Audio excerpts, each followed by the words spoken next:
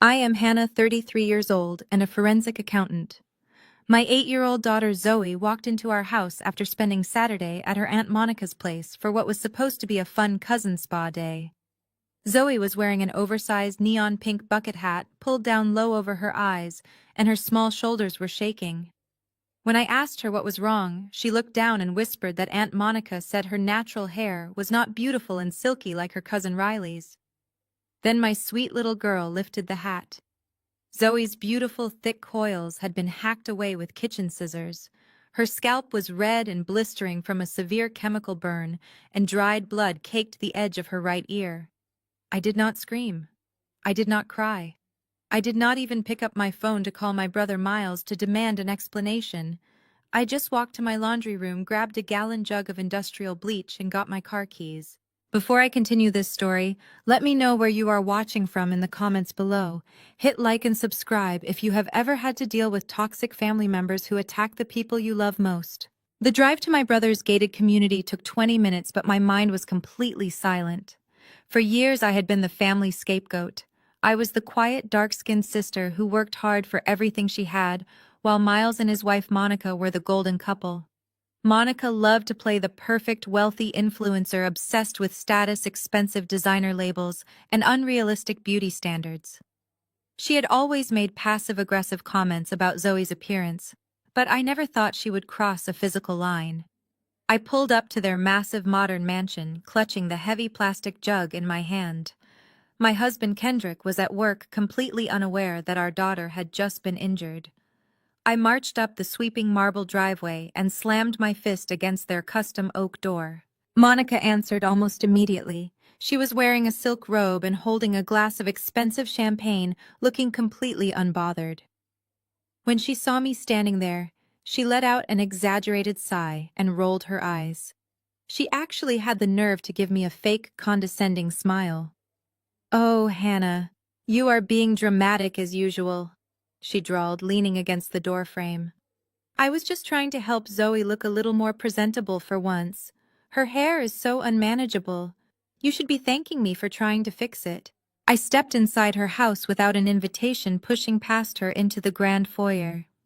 Her house was exactly as ostentatious as she was, but my eyes locked onto her absolute pride and joy. Displayed on a custom glass shelving unit in her pristine front hallway was her collection of Birkin bags. 6 bags in various rare leathers and colors worth at least $200,000. It was her favorite backdrop for her social media videos, the ultimate symbol of the immense wealth she married into. "You did not try to fix her hair," I said, my voice dangerously calm and steady. "You burned her scalp with a chemical relaxer, and when you panicked, you chopped her beautiful hair off with scissors." Monica scoffed, taking a sip of her champagne. "Prove it. It was an accident. Now get out of my house before I call security. You do not belong here, and quite frankly, neither does that messy kid of yours." She gestured vaguely toward the door with her free hand, dismissing me like a servant. I looked at her, then looked at the glass shelves holding her pristine status symbols. I did not say another word. I unscrewed the cap of the industrial bleach. Monica's arrogant smirk vanished the second she realized what I was holding in my hands. She opened her mouth to scream, but before any sound could escape her throat, I swung my arm and hurled the entire gallon of toxic chemicals directly onto the open shelves. The thick liquid splashed violently across the exotic leathers, instantly bubbling and searing into the bright orange, white, and black materials. The smell of chlorine and melting dye filled the foyer within seconds. The bags hissed as the bleach ate through the expensive finishes. Monica dropped her champagne glass. It shattered on the polished marble floor. She let out a horrific guttural shriek and dropped to her knees, clawing at the air as if I had thrown the acid on her own skin. "My bags," she screamed, sobbing hysterically and reaching for the ruined leather. I stood over her, looking down at the smoking destruction. "Now they match your personality," I said coldly. Monica scrambled backward across the polished marble floor, her manicured hands hovering helplessly over the dissolving leather of her precious bags. She pulled her phone from the pocket of her silk robe with trembling fingers and immediately dialed the emergency line, screaming hysterically into the receiver that an unstable woman had broken into her home and launched a violent chemical attack. The police arrived at the gated estate within 10 minutes. Two uniformed officers stepped into the grand foyer, instantly overwhelmed by the harsh, toxic fumes of the industrial bleach. They immediately separated us firmly, asking me to step outside onto the front porch, while they tried to calm Monica down and assess the property damage. I stood alone on the massive stone steps, breathing in the cool evening air, feeling absolutely no remorse for what I had done. 20 minutes later, a sleek black Mercedes SUV screeched to a sudden halt in the circular driveway. My brother Miles jumped out, followed closely by our parents. They must have been having an expensive dinner together, which was entirely typical for them. I was rarely invited to their exclusive weekend dinners anymore. Miles did not even bother to look at me as he sprinted up the steps. He rushed past me straight into the house to comfort his crying wife. My mother and father, however, stopped right in front of me on the porch, their expressions hardened with immediate judgment. My mother crossed her arms tightly, her heavy designer jewelry clinking together in the quiet night. "Hannah, what in the world is wrong with you?" she demanded, her voice dripping with utter disgust. "Have you completely lost your mind this time?" I looked directly at the woman who was supposed to protect me and my child. "Did Monica happen to tell you what she did to your granddaughter today?" I asked, keeping my voice perfectly level and cold. "Did she mention that she put adult chemical relaxers on an 8-year-old child without my permission or knowledge? Did she tell you Zoe currently has second-degree burns on her scalp and that her beautiful hair was hacked off with kitchen scissors?" My father let out an exasperated sigh, shaking his head dismissively. "Oh, stop being so incredibly dramatic, Hannah," he said, adjusting his expensive gold watch. "Monica called us in tears before the police even got here. She said she was just trying to help tame that wild hair of Zoe's. You know the child always looks unkempt when you bring her around. Monica was simply doing you a favor by making her look presentable for once, and there was a minor accident with the product. You are blowing this completely out of proportion to get attention." A minor accident. I repeated his ridiculous words aloud, letting them hang in the heavy air between us. "She chemically burned her scalp. There is literal blood dried on her ear." My mother stepped closer, lowering her voice into that familiar, condescending tone she had expertly used on me my entire life. "Listen to yourself right now, Hannah. You have always been so deeply insecure and incredibly jealous of Monica. We all see it clearly. You resent her because she comes from a very good family, because she has endless money, and yes, because she has lighter skin and looser curls. You are projecting your own bitter insecurities onto a simple, well-meaning mistake. Monica has a heart of gold. She was trying to bond with Zoe. And you repay her kindness by destroying hundreds of thousands of dollars worth of her personal property." I stared silently at my mother, the sheer audacity of her words washing over me like ice water. They were doing it again. It was the exact same toxic gaslighting I had endured since childhood. Miles had always been their golden boy, the handsome, charismatic son who could do absolutely no wrong in their eyes. When he married Monica, a light-skinned woman from a wealthy, politically connected family, she instantly became the golden daughter-in-law. I was the dark-skinned, strictly independent daughter who asked uncomfortable questions and refused to fall blindly in line. I was their designated scapegoat, the one they conveniently blamed whenever their perfect suburban image threatened to crack. Miles walked aggressively out onto the porch, slamming the heavy front door shut behind him. His face was twisted with pure rage. "The police are leaving because I told them we would handle this internally as a family matter," he snarled, pointing a threatening finger directly at my face.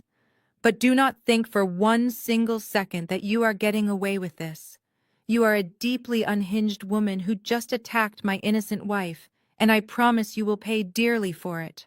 Miles stepped closer until he was inches from my face, his jaw clenched so tight I thought his teeth might shatter under the pressure. "I am going to sue you into absolute oblivion, Hannah. He spat, his voice trembling with unchecked rage. Those bags were rare collectibles worth over $200,000. I am calling my legal team the second the sun comes up tomorrow. I am going to put a massive lien on your house, drain your miserable little savings account, and bankrupt you and your husband.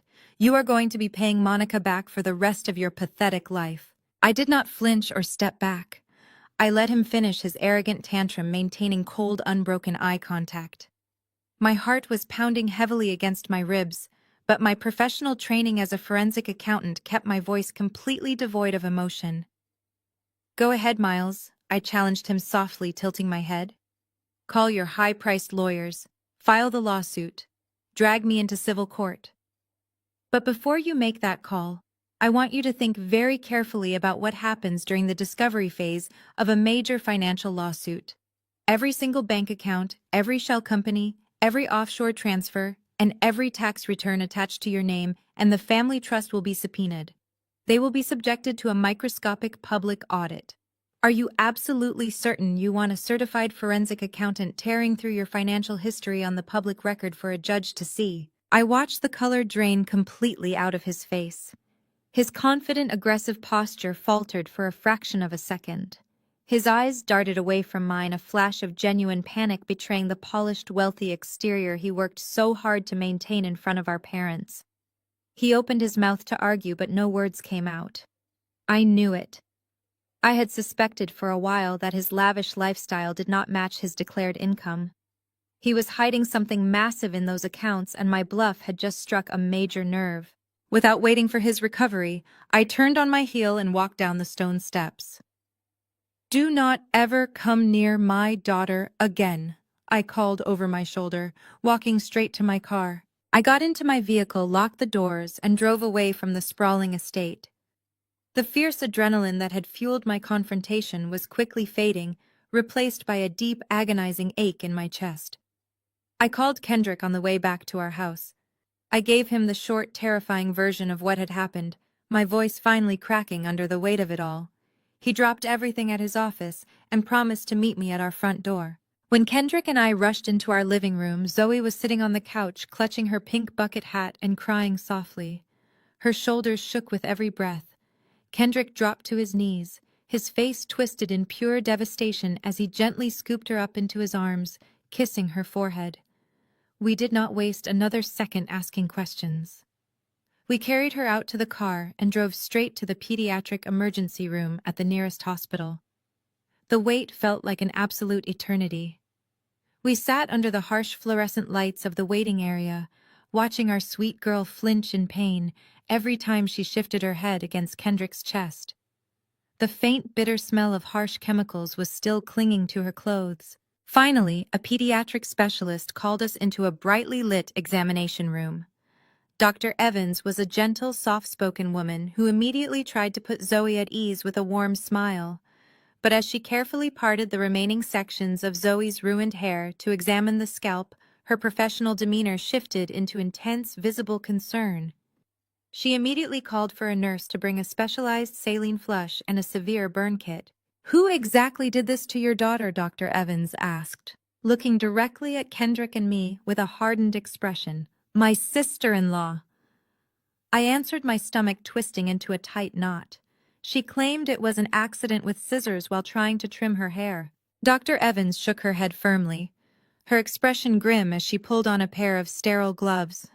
"This is not a scissor accident. The cuts are erratic because someone was frantically trying to remove the hair after the catastrophic damage was already done. What we are looking at here are severe second-degree chemical burns. Someone applied an industrial-strength adult chemical hair relaxer directly to her sensitive scalp and left it on far beyond any standard safety margin. The chemicals have literally eaten away the top layers of her skin." Kendrick let out a sharp, angry breath, gripping the edge of the examination table until his knuckles turned white. "Will her hair grow back?" he asked, his voice thick with suppressed fury. Dr. Evans sighed, applying a thick, soothing antibiotic ointment to the inflamed red blisters. "In most areas, yes. But the trauma to the hair follicles in the deepest burn spots is severe. It will take months of dermatological treatments, and she will likely have permanent scarring behind her right ear where the caustic chemical pooled and sat on the skin. This was not a simple mistake. The product was deliberately applied and recklessly neglected. The heavy silence in the examination room was deafening. I felt all the air leave my lungs. Kendrick pressed his forehead against the cold cinder-block wall, taking deep, ragged breaths to stop himself from screaming out loud. We knew Monica was incredibly vain and prejudiced against our darker skin and natural features, but this was a completely different level of cruelty. This was a calculated, vicious assault on a defenseless child. Dr. Evans stepped away to write prescriptions for heavy antibiotics, burn creams, and pain medication. A nurse carefully wrapped Zoe's injured head in soft, sterile bandages.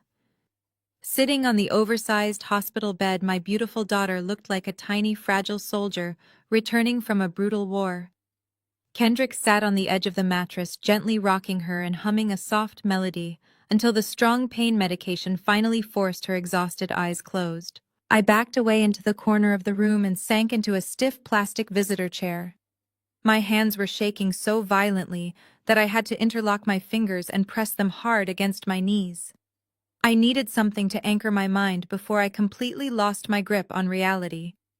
I pulled my phone from my purse, intending to check work messages to calm my rapidly racing thoughts. Instead, the lock screen was dominated by a high-priority email notification from Claire, the boutique talent agent who occasionally booked small local modeling jobs for Zoe. A few months ago, we had submitted Zoe for a major commercial casting call just for fun. We kept it a total secret from my overbearing parents, and my brother, knowing they would just find a way to criticize or belittle the effort. I opened the email. The bolded subject line immediately caught my attention. It read, "Incredible news from Target National Campaign." My eyes scanned the text rapidly, my heart dropping into my stomach with every single sentence I read.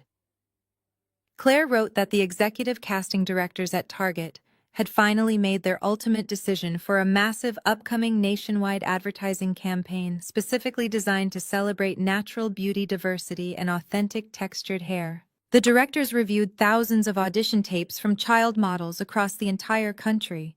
They explicitly stated they did not want children with chemically altered hair or heavily manipulated styling. They were searching for a girl with authentic, thick, beautiful coils, and they had chosen my Zoe. She was selected to be the lead face of the national television and print campaign. The attached contract guaranteed her face would be on massive billboards in every major city in America. The commercial shoot was scheduled to take place in exactly 4 days. I read the second paragraph of Claire's email, and the puzzle pieces violently locked into place. Claire mentioned that she had received a highly aggressive, screaming phone call earlier that same afternoon from my sister-in-law. Monica had apparently used her industry connections to track down the casting results. Monica had submitted her own daughter Riley for the exact same Target campaign. Monica was completely arrogant, entirely convinced that Riley's lighter complexion and straightened silky hair would automatically win her the highly coveted spot. When the agency explicitly rejected Riley because she did not fit the natural texture requirements of the campaign, Monica absolutely lost her mind. She demanded to know who had beaten her perfect daughter for the lead role. Through a loose-lipped casting assistant, Monica found out the winner was Zoe. My blood turned to absolute ice. The horrific realization washed over me. Monica inviting Zoe over for a fun cousin spa day was never about family bonding. It was a premeditated trap. Monica was so obsessed with status, so deeply furious, that her own daughter had been rejected in favor of the dark-skinned niece she constantly looked down upon, that she decided to take matters into her own hands. She intentionally burned Zoe's scalp. She purposely hacked away her beautiful natural hair with scissors. She wanted to physically disfigure my daughter's face and destroy her hair right before the biggest commercial shoot of her life. Monica wanted to make absolutely sure that Zoe would be disqualified from the Target campaign out of pure malicious jealousy. I sat alone in that hospital chair, staring blindly at the glowing screen of my phone. She had permanently scarred my baby out of spite. The tears I had been fighting back all evening suddenly evaporated, replaced by a cold, calculating clarity. I was a forensic accountant. I spent my entire career dismantling corrupt people by finding their weakest points and exposing them. Monica had just declared a war she could not possibly win. Kendrick and I brought Zoe home the next morning after a sleepless night in the pediatric ward.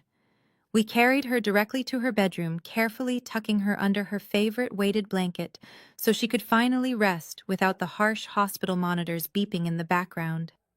I walked into the kitchen to make a pot of black coffee, my mind racing with strategies and timelines.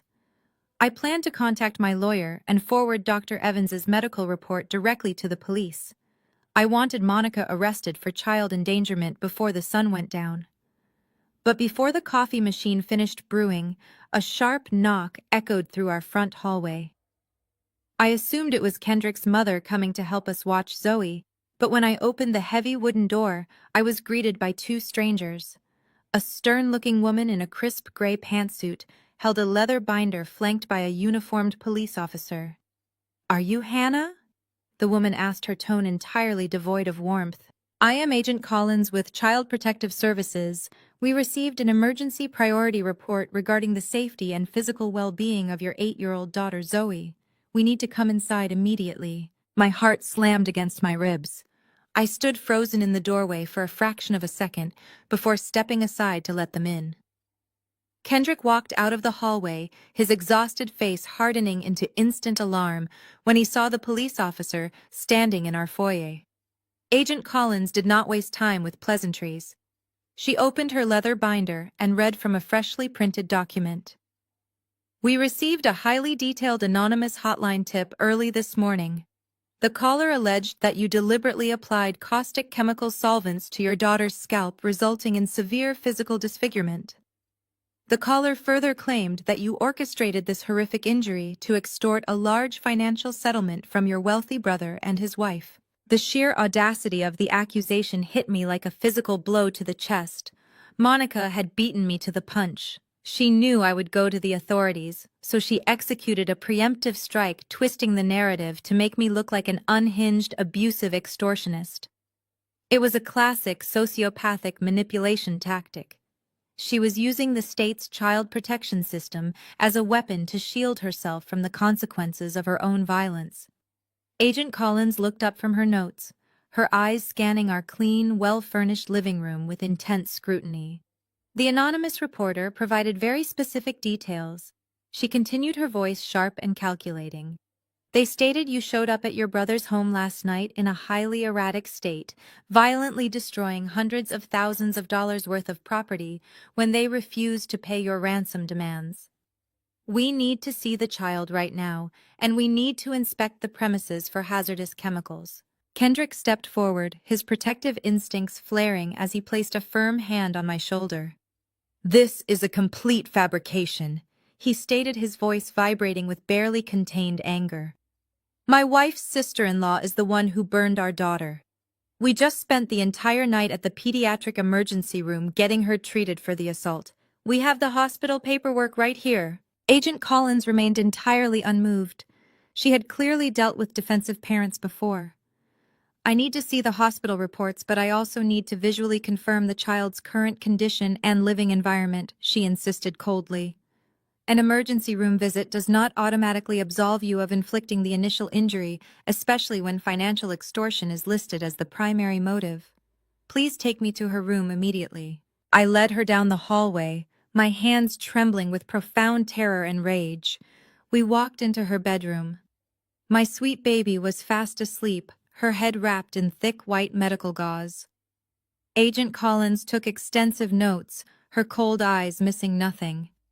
She photographed the medical supplies on the nightstand, then demanded to inspect our bathroom's searching cabinets for the chemical relaxer that caused the burns.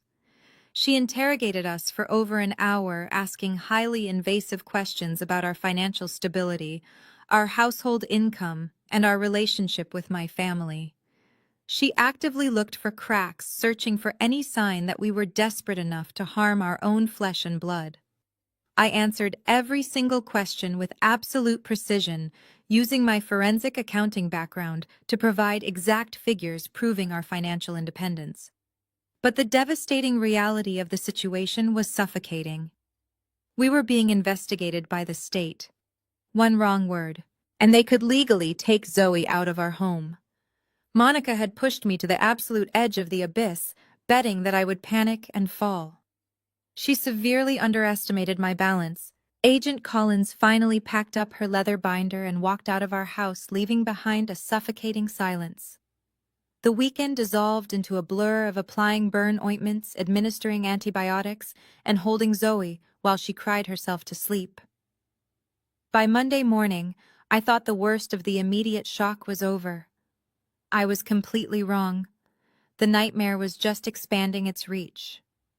Kendrick works as a senior administrator for the local public school district, a job that requires an absolutely spotless background check. At 9 in the morning, his phone rang. I watched from the kitchen counter as his broad shoulders slumped and his face turned ash gray. He hung up the phone and looked at me with hollow eyes. The school board had been notified. It is standard legal protocol in the state for Child Protective Services to cross-reference their active abuse investigations with state employment records, particularly for anyone working in the education sector. Because Kendrick resided in the same house, where a severe physical abuse allegation was currently under active investigation, the district had no choice. They placed him on immediate administrative leave, suspended without pay, effective instantly pending the final outcome of the CPS inquiry. Monica had not just attacked my child, she had actively sabotaged our primary source of income and threatened my husband's hard-earned career. The financial reality of the situation crashed down on me. We were staring down the barrel of massive legal fees to fight the CPS case, expensive dermatological treatments for Zoe, and now we were abruptly reduced to a single income. Kendrick sat at the kitchen table, burying his face in his hands. He was a proud man who had dedicated his life to protecting and educating children, and now he was being publicly treated like a potential child abuser. Meanwhile, down the hallway, Zoe was terrified to even look in the mirror. She refused to take off the soft medical caps we bought her, and she flinched every time she heard a loud noise. My family was bleeding out emotionally and financially. Then my phone buzzed on the counter. The caller ID flashed with my mother's name. I answered it foolishly, hoping that maybe, just maybe, she was calling to check on her injured granddaughter. Instead, her voice came through the speaker, sharp and full of venom. "Well, Hannah, I hope you are finally happy with the absolute mess you have created," she started, not even bothering to say hello. "Miles just called your father.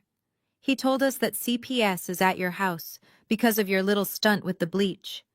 Do you see what happens when you let your petty jealousy get completely out of control?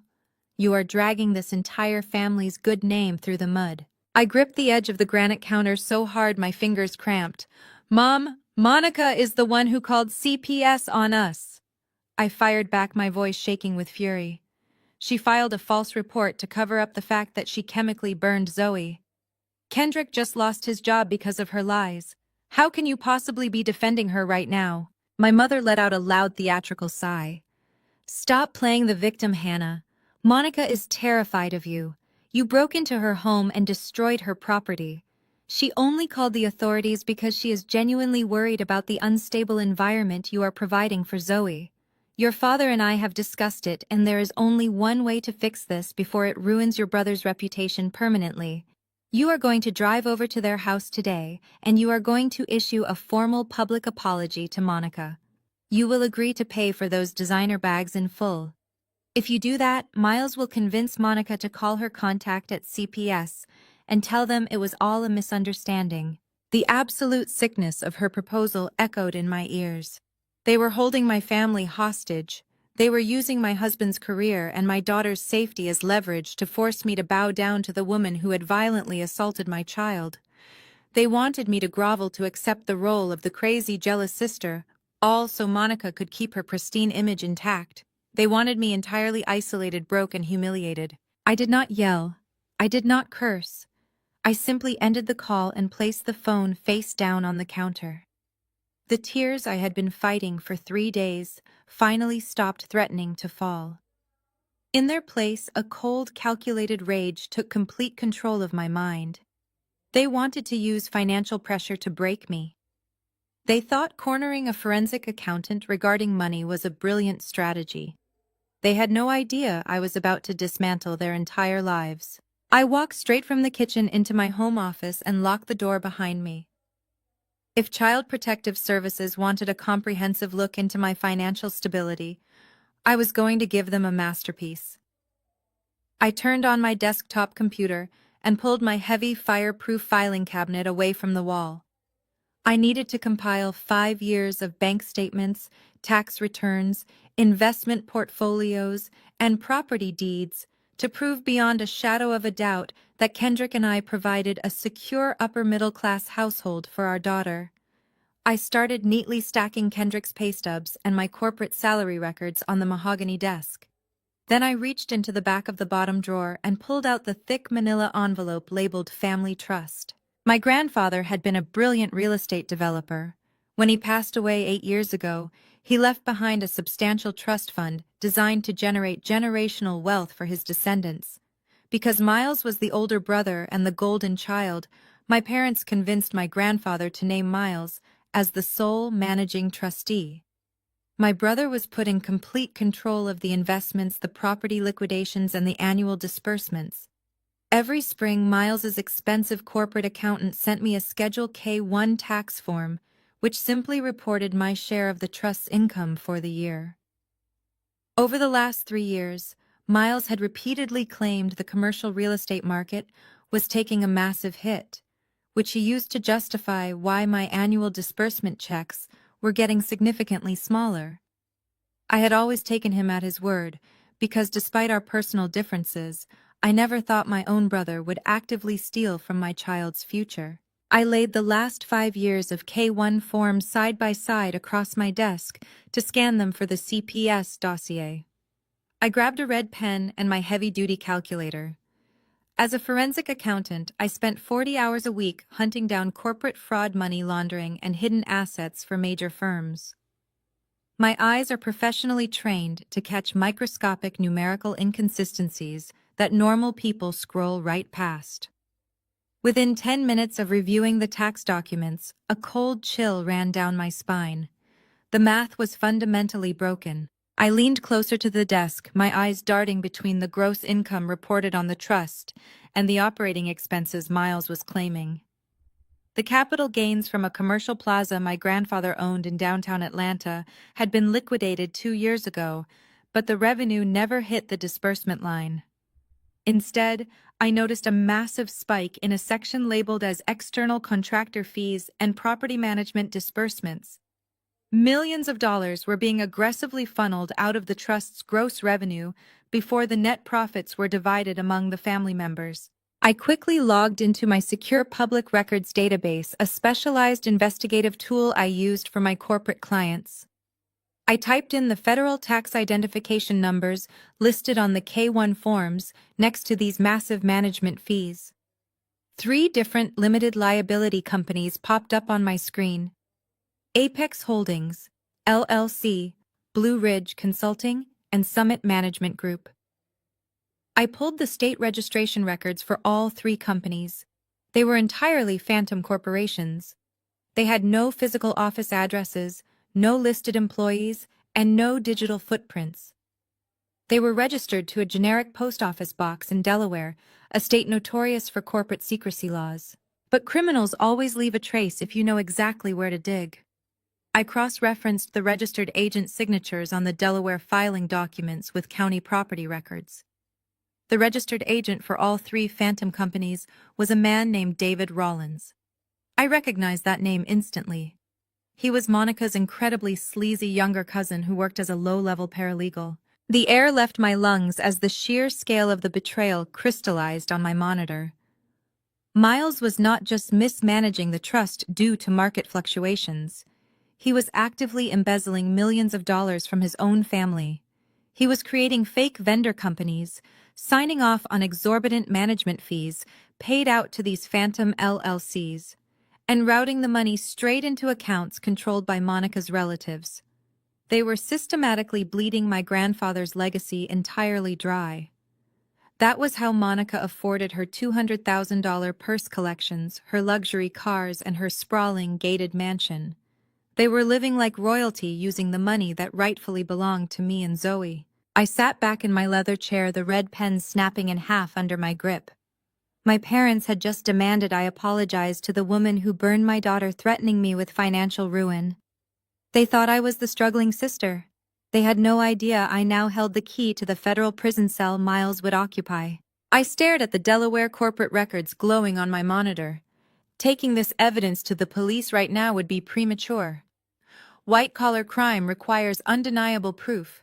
The tax forms and the shell company registrations raised red flags, but they were not the smoking gun. To secure a federal indictment and guarantee Miles would face mandatory prison time, I needed the master ledger. I needed the transaction history showing the routing numbers transferring my grandfather's wealth into offshore accounts. I knew exactly where Miles kept his primary financial server.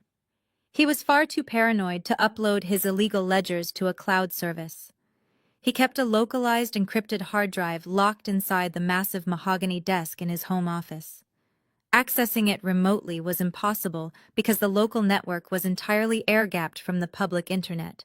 To get the definitive proof, I had to physically breach his office, bypass his local firewall, and download the data directly onto a flash drive. Getting inside their heavily secured mansion, especially after I had just destroyed Monica's prized handbag collection, seemed completely impossible. They had expensive security cameras on every single corner of the property. I needed a legitimate invitation. I needed them to actively open the front door and welcome me inside. And to do that, I had to give them exactly what their massive, fragile egos desperately craved: total and utter submission. I walked out of my home office and found Kendrick sitting quietly at the kitchen table. I placed a gentle hand on his shoulder and explained exactly what I had found in the trust documents. I told him my plan. He looked up at me, his eyes tired but filled with unwavering trust. "Do what you have to do," he whispered, pulling me into a tight embrace. "Bring them down." With my husband's support locked in, I walked back to my desk, picked up my phone, and prepared to deliver the greatest acting performance of my life. I dialed my mother's number. When she answered with a sharp, impatient sigh, I forced my voice to tremble. I let out a loud, jagged sob. "Mom," I gasped, making sure to sound broken and hysterical. "Please do not hang up on me." My mother paused. "What is going on, Hannah?" she asked, her tone shifting slightly from anger to cautious curiosity.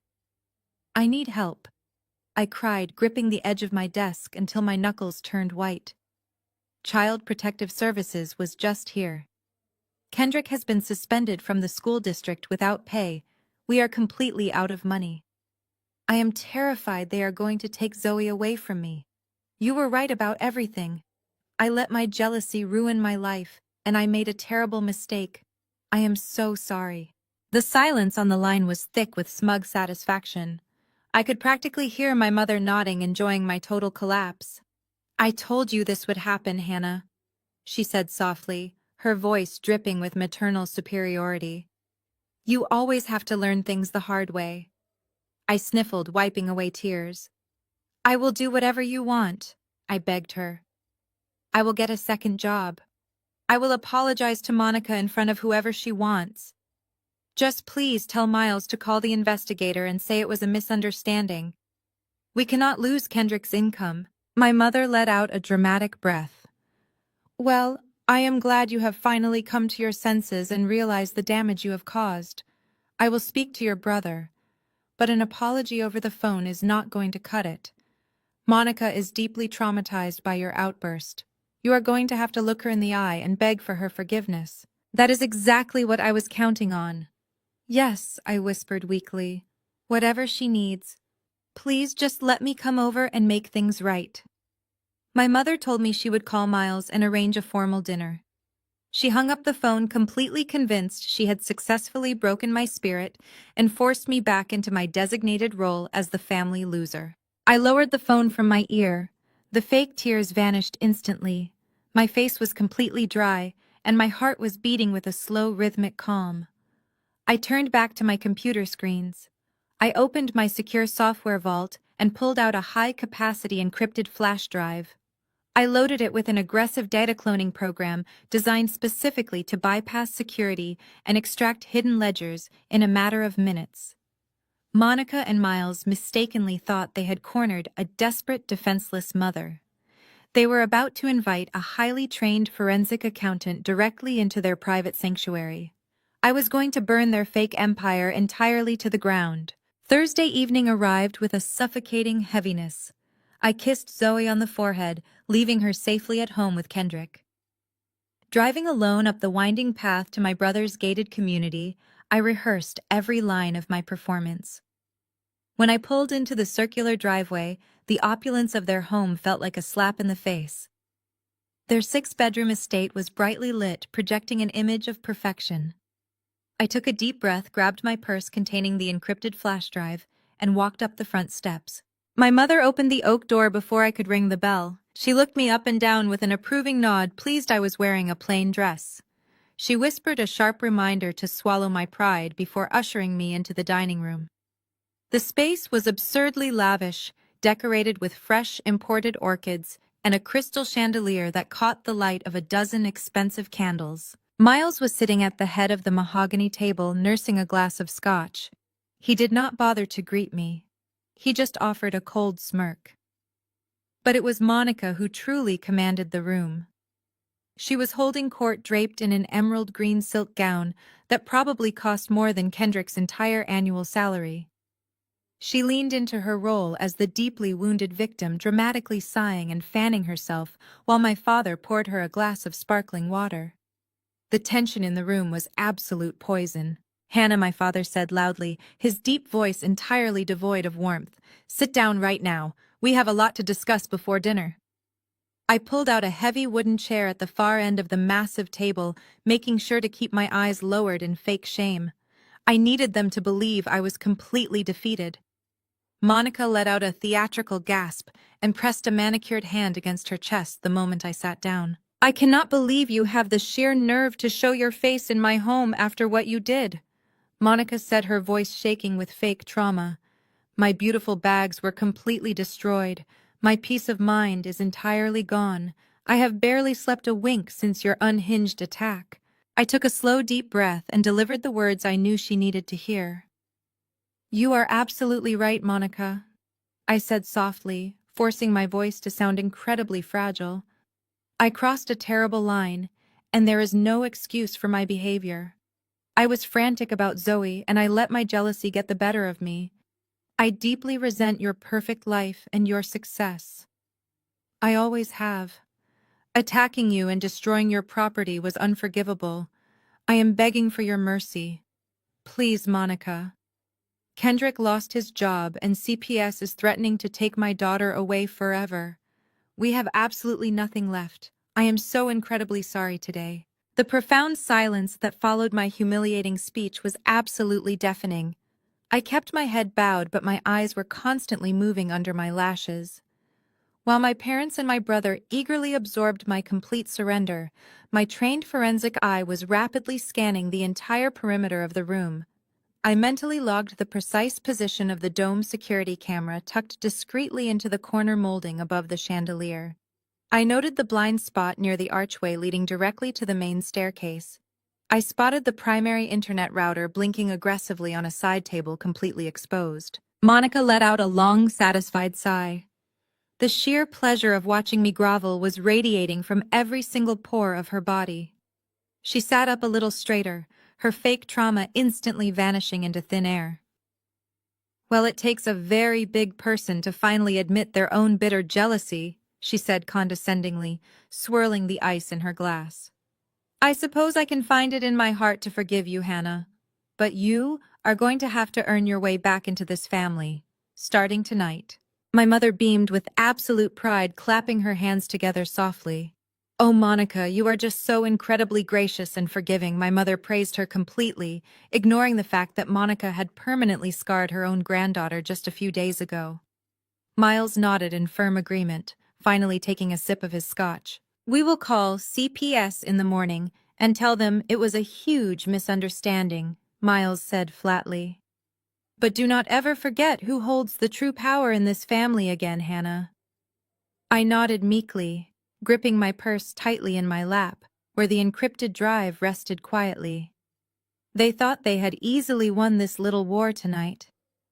They had absolutely no idea I was just patiently waiting for the perfect moment to strike.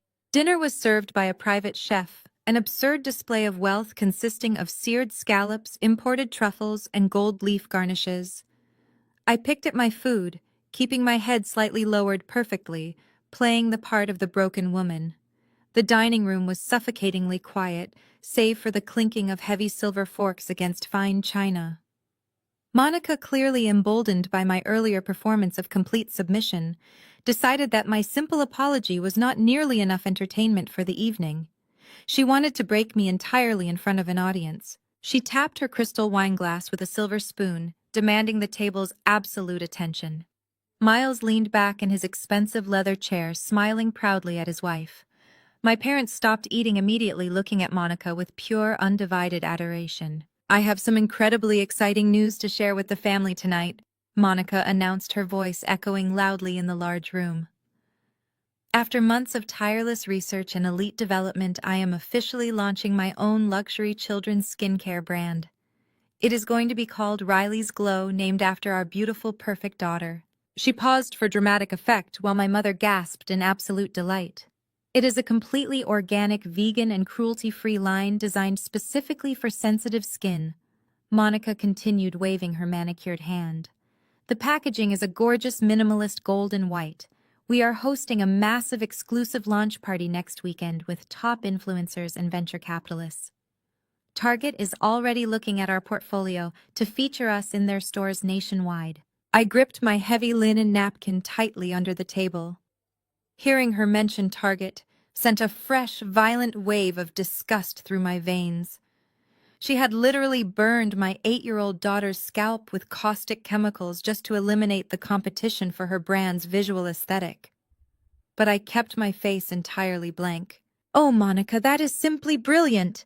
My mother gushed warmly, reaching over the table to squeeze Monica's hand. "You have always had such a wonderful, sharp mind for business. The branding alone sounds so incredibly sophisticated. You are going to take the entire market by storm." Monica smiled warmly at my mother before turning her sharp, calculating eyes directly onto me. "Thank you, Elaine. And you know, I was thinking about Hannah's little financial crisis earlier today. Since Kendrick is out of work, and you are going to be drowning in legal fees from destroying my property, I wanted to extend an olive branch. A real opportunity for you to earn your keep." My father nodded approvingly. "That is very generous of you, Monica. Listen closely to her, Hannah." Monica took a slow sip of her expensive wine. "We are setting up a massive distribution warehouse downtown to handle all the online orders. We need someone to handle the overnight cleaning shifts, mopping the concrete floors, taking out the heavy trash bins, scrubbing the employee bathrooms. It pays minimum wage, of course, but every little penny helps when you are facing total bankruptcy. You can consider it a humble start to paying off the massive debt you owe me. It builds character." The sheer disrespect was staggering.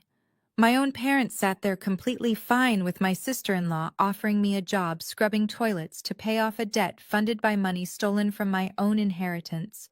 I looked up, forcing my eyes to appear wide and desperately grateful. I pasted a fragile, thankful smile onto my face. "Monica, that is so incredibly kind of you," I said, my voice thick with fake emotion.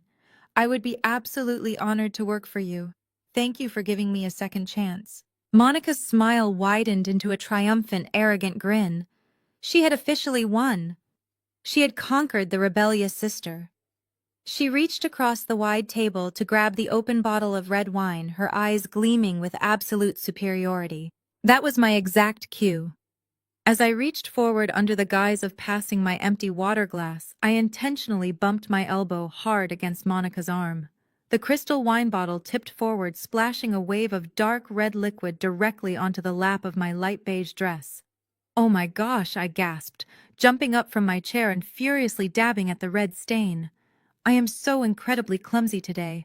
I am so sorry, Monica." Monica rolled her eyes in irritation, pulling her emerald silk gown away. "Honestly, Hannah, you are a walking disaster," she snapped. Go to the guest bathroom upstairs and scrub that out before it ruins the chair. I nodded frantically, backing away. I am so sorry, I repeated, walking quickly out of the room. The moment my back turned, the frightened expression melted off my face. I gripped my purse tightly, turning down the dimly lit hallway toward his locked home office. What are your thoughts on how smoothly Hannah navigated this trap? The dimly lit hallway was dead quiet as I slipped away from the dining room. I moved quickly, my flat shoes making zero noise on the thick runner rug. I reached the heavy oak door of Miles's home office. As expected, it was locked. But Miles was a creature of predictable, arrogant habit. I ran my fingers along the top of the doorframe, finding the spare key he always kept hidden there. I unlocked the door, slipped inside, and quietly locked it behind me. The office was dark, illuminated only by the faint moonlight spilling through the massive bay windows. I did not turn on the overhead lights. I walked straight to his mahogany desk and woke up the computer. The screen flared to life, illuminating my face with a harsh blue glow. A password prompt popped up on the screen. My phone vibrated in my pocket. It was a text from Kendrick.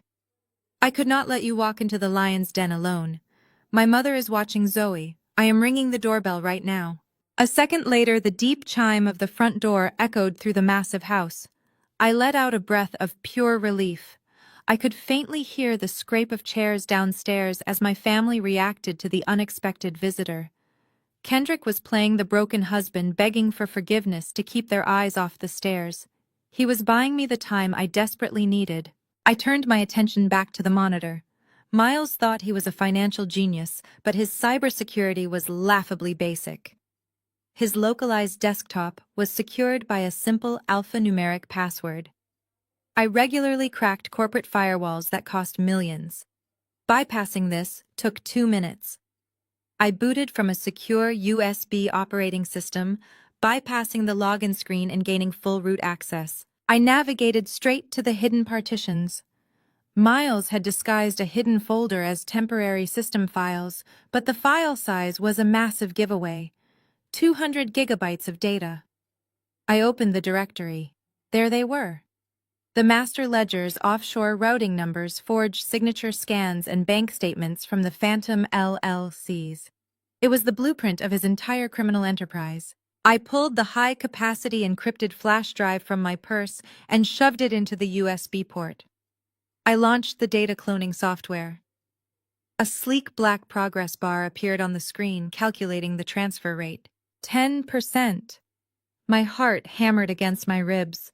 I kept my eyes glued to the screen, willing the numbers to move faster. Downstairs, I could hear Kendrick's deep voice echoing up the stairwell. He was putting on a masterclass in distraction. I heard him apologizing to Monica, asking my father for advice on the school board. It was the perfect bait. My father loved nothing more than lecturing other men on their failures. My father's booming voice began delivering a harsh reprimand, effectively trapping the entire room in his arrogant monologue. 35%. The transfer rate dipped as it hit highly encrypted files. I clenched my jaw, my hands resting flat on the cool mahogany desk to keep them from shaking. Every second I sat in this leather chair was a massive risk. If Miles decided to come upstairs to grab a cigar or show off his office to Kendrick, I would be caught red-handed with federal evidence. 60%. The black progress bar crawled with agonizing slowness. I glanced at the small digital clock on the bottom corner of the monitor. 3 minutes had passed since I left the dining room. Monica would expect me to return from the bathroom soon. If she noticed I was missing for too long, her natural paranoia would undoubtedly kick in. 85%. The voices downstairs suddenly shifted.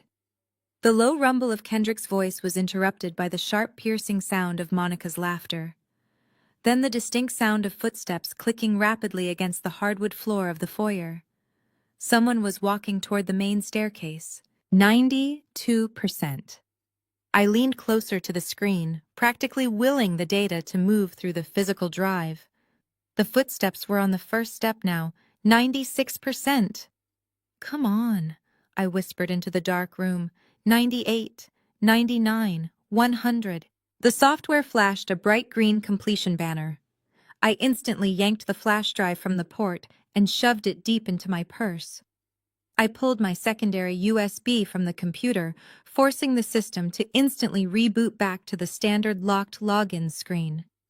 I grabbed my heavy leather purse and practically flew across the dark room to the locked office door. I held my breath, turning the deadbolt as silently as humanly possible, just as the sharp footsteps finally reached the top of the landing directly outside. I pressed my back flat against the heavy oak door of the office, holding my breath until my lungs physically burned. The brass doorknob directly behind my spine rattled aggressively, the metal mechanism clicking as someone forcefully tried to turn it. My heart hammered wildly against my ribs, echoing in my ears like a heavy drum. I squeezed my eyes shut, praying the internal lock would hold, and that they would simply assume Miles had secured it earlier in the day. The violent rattling stopped, followed immediately by an irritated, dramatic huff. It was Monica. I recognized that breathy, entitled sigh anywhere. I did not waste another fraction of a second. As soon as I heard her expensive heels click away from the office door, I pushed myself off the wood and darted across the dark hallway. I slipped directly into the lavish guest bathroom, located just a few feet away, pulling the heavy door shut and sliding the deadbolt into place with a soft, satisfying click. I leaned over the pristine marble sink, gasping for air, my entire body shaking uncontrollably from the massive adrenaline spike. I had actually made it. Before I could even turn on the faucet to complete my alibi, a sharp, rapid knocking hammered against the bathroom door, making me jump out of my skin. "Hannah, are you in there?" Monica called out, her voice dripping with venomous impatience and suspicion. I clutched my heavy leather purse tight against my chest, feeling the solid outline of the flash drive through the material. "Yes," I answered, forcing my voice to sound appropriately flustered and anxious. "I am just trying to get this horrible wine stain out of my dress. It is really soaking deep into the fabric." "Well, hurry it up!" Monica snapped through the thick wood, not bothering to hide her absolute disdain. "You are taking forever, and it is incredibly rude to abandon your own apology dinner. Besides, the private chef just left for the evening and the kitchen is an absolute disaster zone. Since you are going to be my new warehouse janitor starting next week, you might as well get some decent practice in tonight. Come downstairs immediately and start scrubbing the pots. Do not make me come back up here to get you like a disobedient child." Her footsteps clicked sharply down the hallway, fading slowly as she descended the main staircase to rejoin the men in the dining room. I stood completely frozen in the opulent bathroom, staring at my reflection in the massive gold-framed mirror. My chest was heaving, but a slow, victorious smile spread across my face. She wanted me to scrub her dirty pots. She wanted me to mop her concrete warehouse floors for minimum wage. She was standing right outside this door, openly mocking my supposed financial ruin, completely unaware that the very instrument of her total destruction was currently sitting inside my purse. I reached into the bag and pulled out the encrypted flash drive, turning the small metal rectangle over in my palm. It felt incredibly heavy. As a forensic accountant, I knew exactly what this tiny piece of technology represented. It was loaded with 200 gigabytes of federal crimes, including blatant tax evasion, forged signatures on trust fund disbursements, and offshore wire transfers to phantom shell companies. This drive held the absolute power to strip away her sprawling mansion, her rare designer clothes, her fraudulent organic business, and her freedom. I turned on the brass faucet, letting the warm water run over my trembling fingers. I splashed a generous amount of water directly onto the wine stain on my dress, vigorously rubbing the beige fabric to make it look like I had been desperately trying to scrub it clean. I needed my alibi to look perfectly convincing. Monica and Miles were incredibly arrogant, but they were not stupid when it came to self-preservation.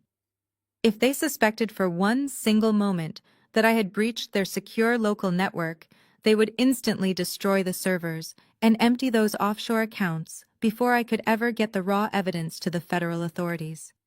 I had to maintain the flawless illusion of the broken, defeated sister until the trap was perfectly set. I grabbed a thick Egyptian cotton guest towel and patted my dress dry, leaving a damp reddish blotch right in the center of the fabric. It looked entirely pathetic, which was exactly the aesthetic I needed to sell my performance. I placed the flash drive securely back inside the hidden zippered pocket of my purse. I took 3 deep breaths, deliberately slowing my racing heart rate down to a calm, steady rhythm. I adjusted my posture, letting my shoulders slump forward, instantly erasing any trace of confidence or victory from my physical stance. I unlocked the bathroom door and walked quietly down the hallway. As I descended the grand staircase, I could hear the faint sounds of my family laughing in the dining room. I headed straight toward the kitchen, exactly as Monica had ordered, ready to play my part perfectly. I spent the next 2 hours scrubbing expensive copper pots and wiping down marble countertops in Monica's massive kitchen. I let the harsh dish soap ruin my manicure, playing the broken subservient sister to absolute perfection. When I finally emerged, my mother gave me an approving nod. Monica did not even bother to look up from her phone, simply waving her hand to dismiss me for the night. Kendrick and I said our quiet goodbyes and quickly walked out to our parked car. As soon as we safely cleared the heavy security gates of their wealthy neighborhood, I let out a trembling breath. I reached into my purse, pulled out the small metal flash drive, and held it up. "We have it," I whispered. Kendrick gripped the steering wheel tightly. "Let us go tear their completely fake world apart," he replied. We got back to our house just past midnight. Zoe was sleeping peacefully, completely unaware that her mother was about to start a war. I walked straight into my home office, locked the door, and booted up my primary forensic workstation. I inserted the flash drive and began the decryption process. Miles had used a standard AES encryption, which might keep out a casual snooper, but against specialized forensic software, it fell apart in less than 20 minutes. The progress bar hit 100%, and the massive directory of his hidden life suddenly populated my screen. I opened the main folder and immediately noticed a subfolder labeled with the name Riley's Glow. My curiosity spiked. Monica had just proudly announced her luxury organic children's skincare line at dinner. I clicked on the folder, expecting to find overinflated marketing budgets or ridiculously expensive packaging invoices. Instead, I found a deeply complex web of international import documents and private laboratory analyses. I opened the primary manufacturing contract. Monica was not sourcing her ingredients from pristine certified organic farms in California or Europe like she boldly claimed. The manufacturer was an unverified shell chemical plant, operating out of an unregulated industrial zone overseas. I pulled up the commercial invoices and cross-referenced them with the shipping manifests. She was paying literal pennies per gallon for massive vats of synthetic, heavily processed lotion base. But the true horror began when I opened a PDF labeled Internal Chemical Breakdown.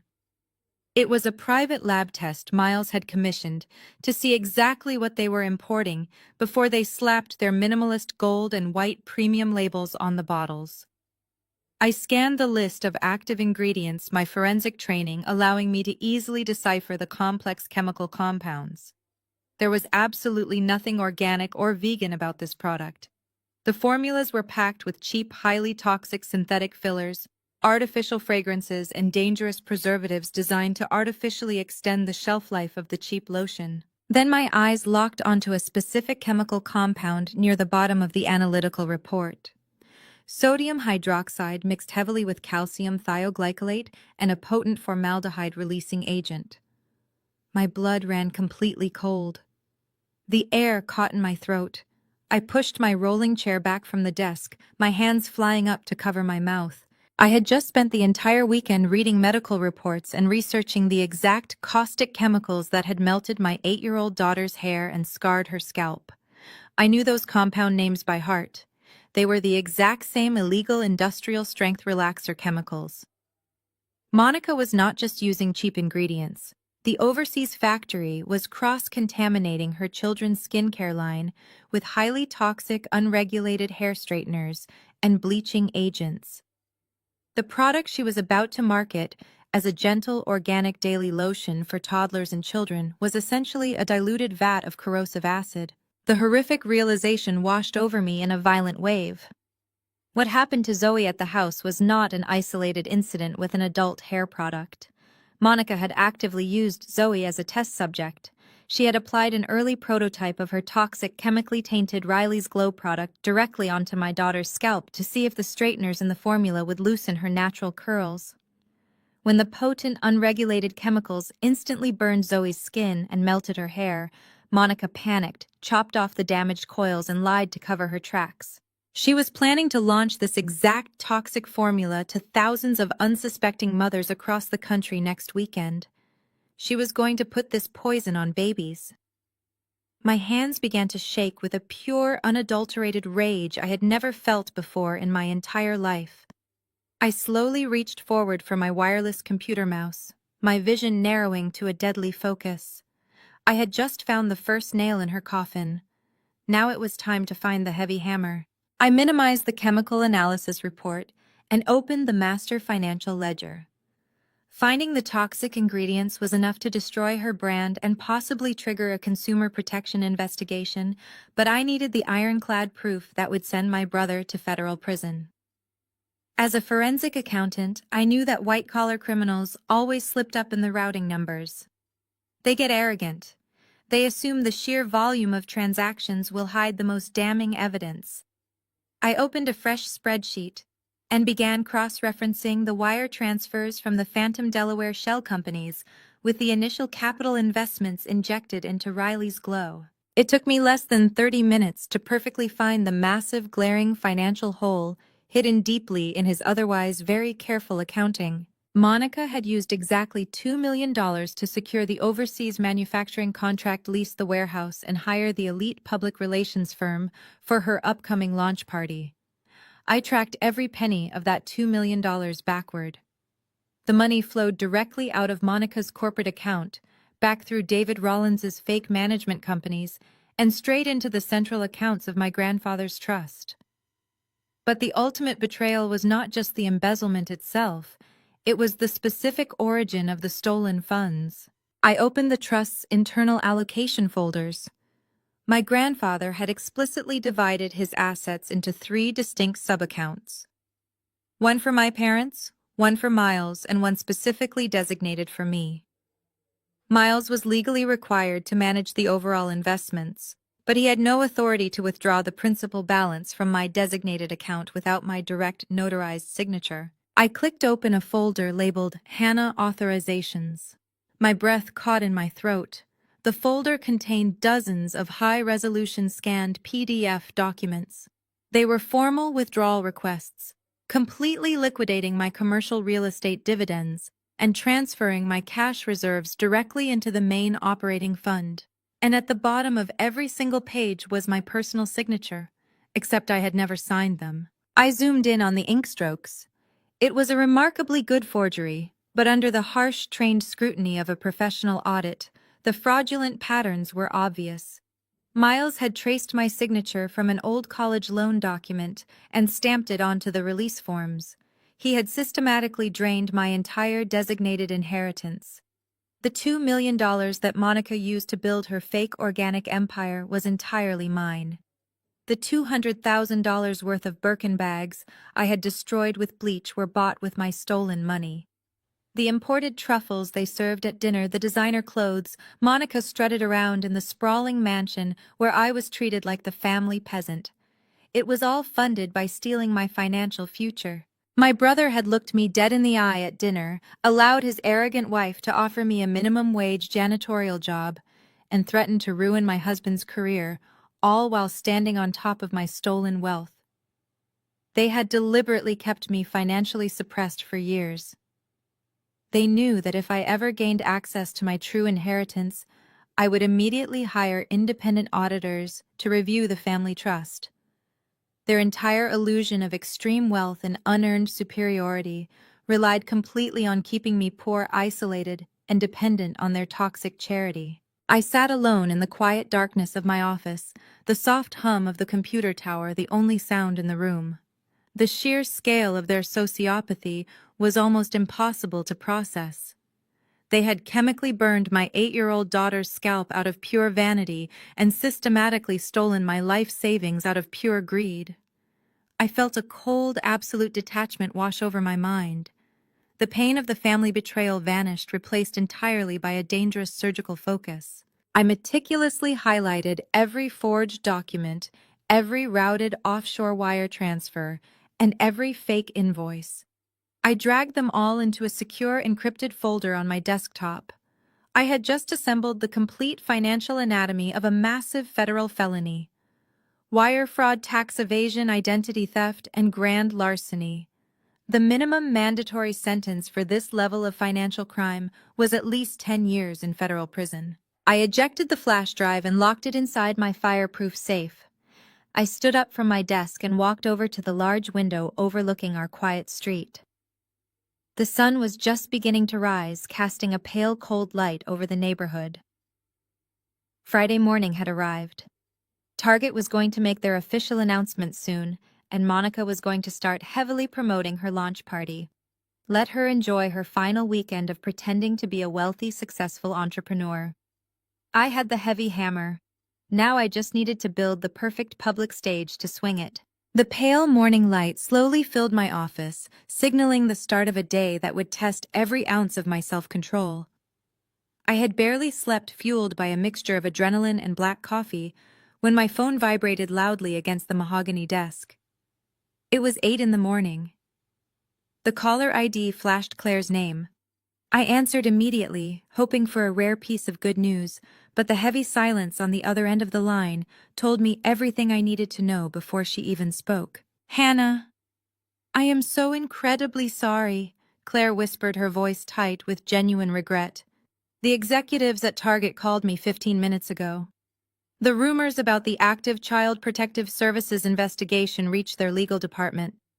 They have a zero-tolerance morality and controversy clause for all their child models. They are officially pulling Zoe from the national campaign. They are going with a backup model." I closed my eyes, absorbing the crushing blow. It was not about the money from the commercial, and it was certainly not about the fame.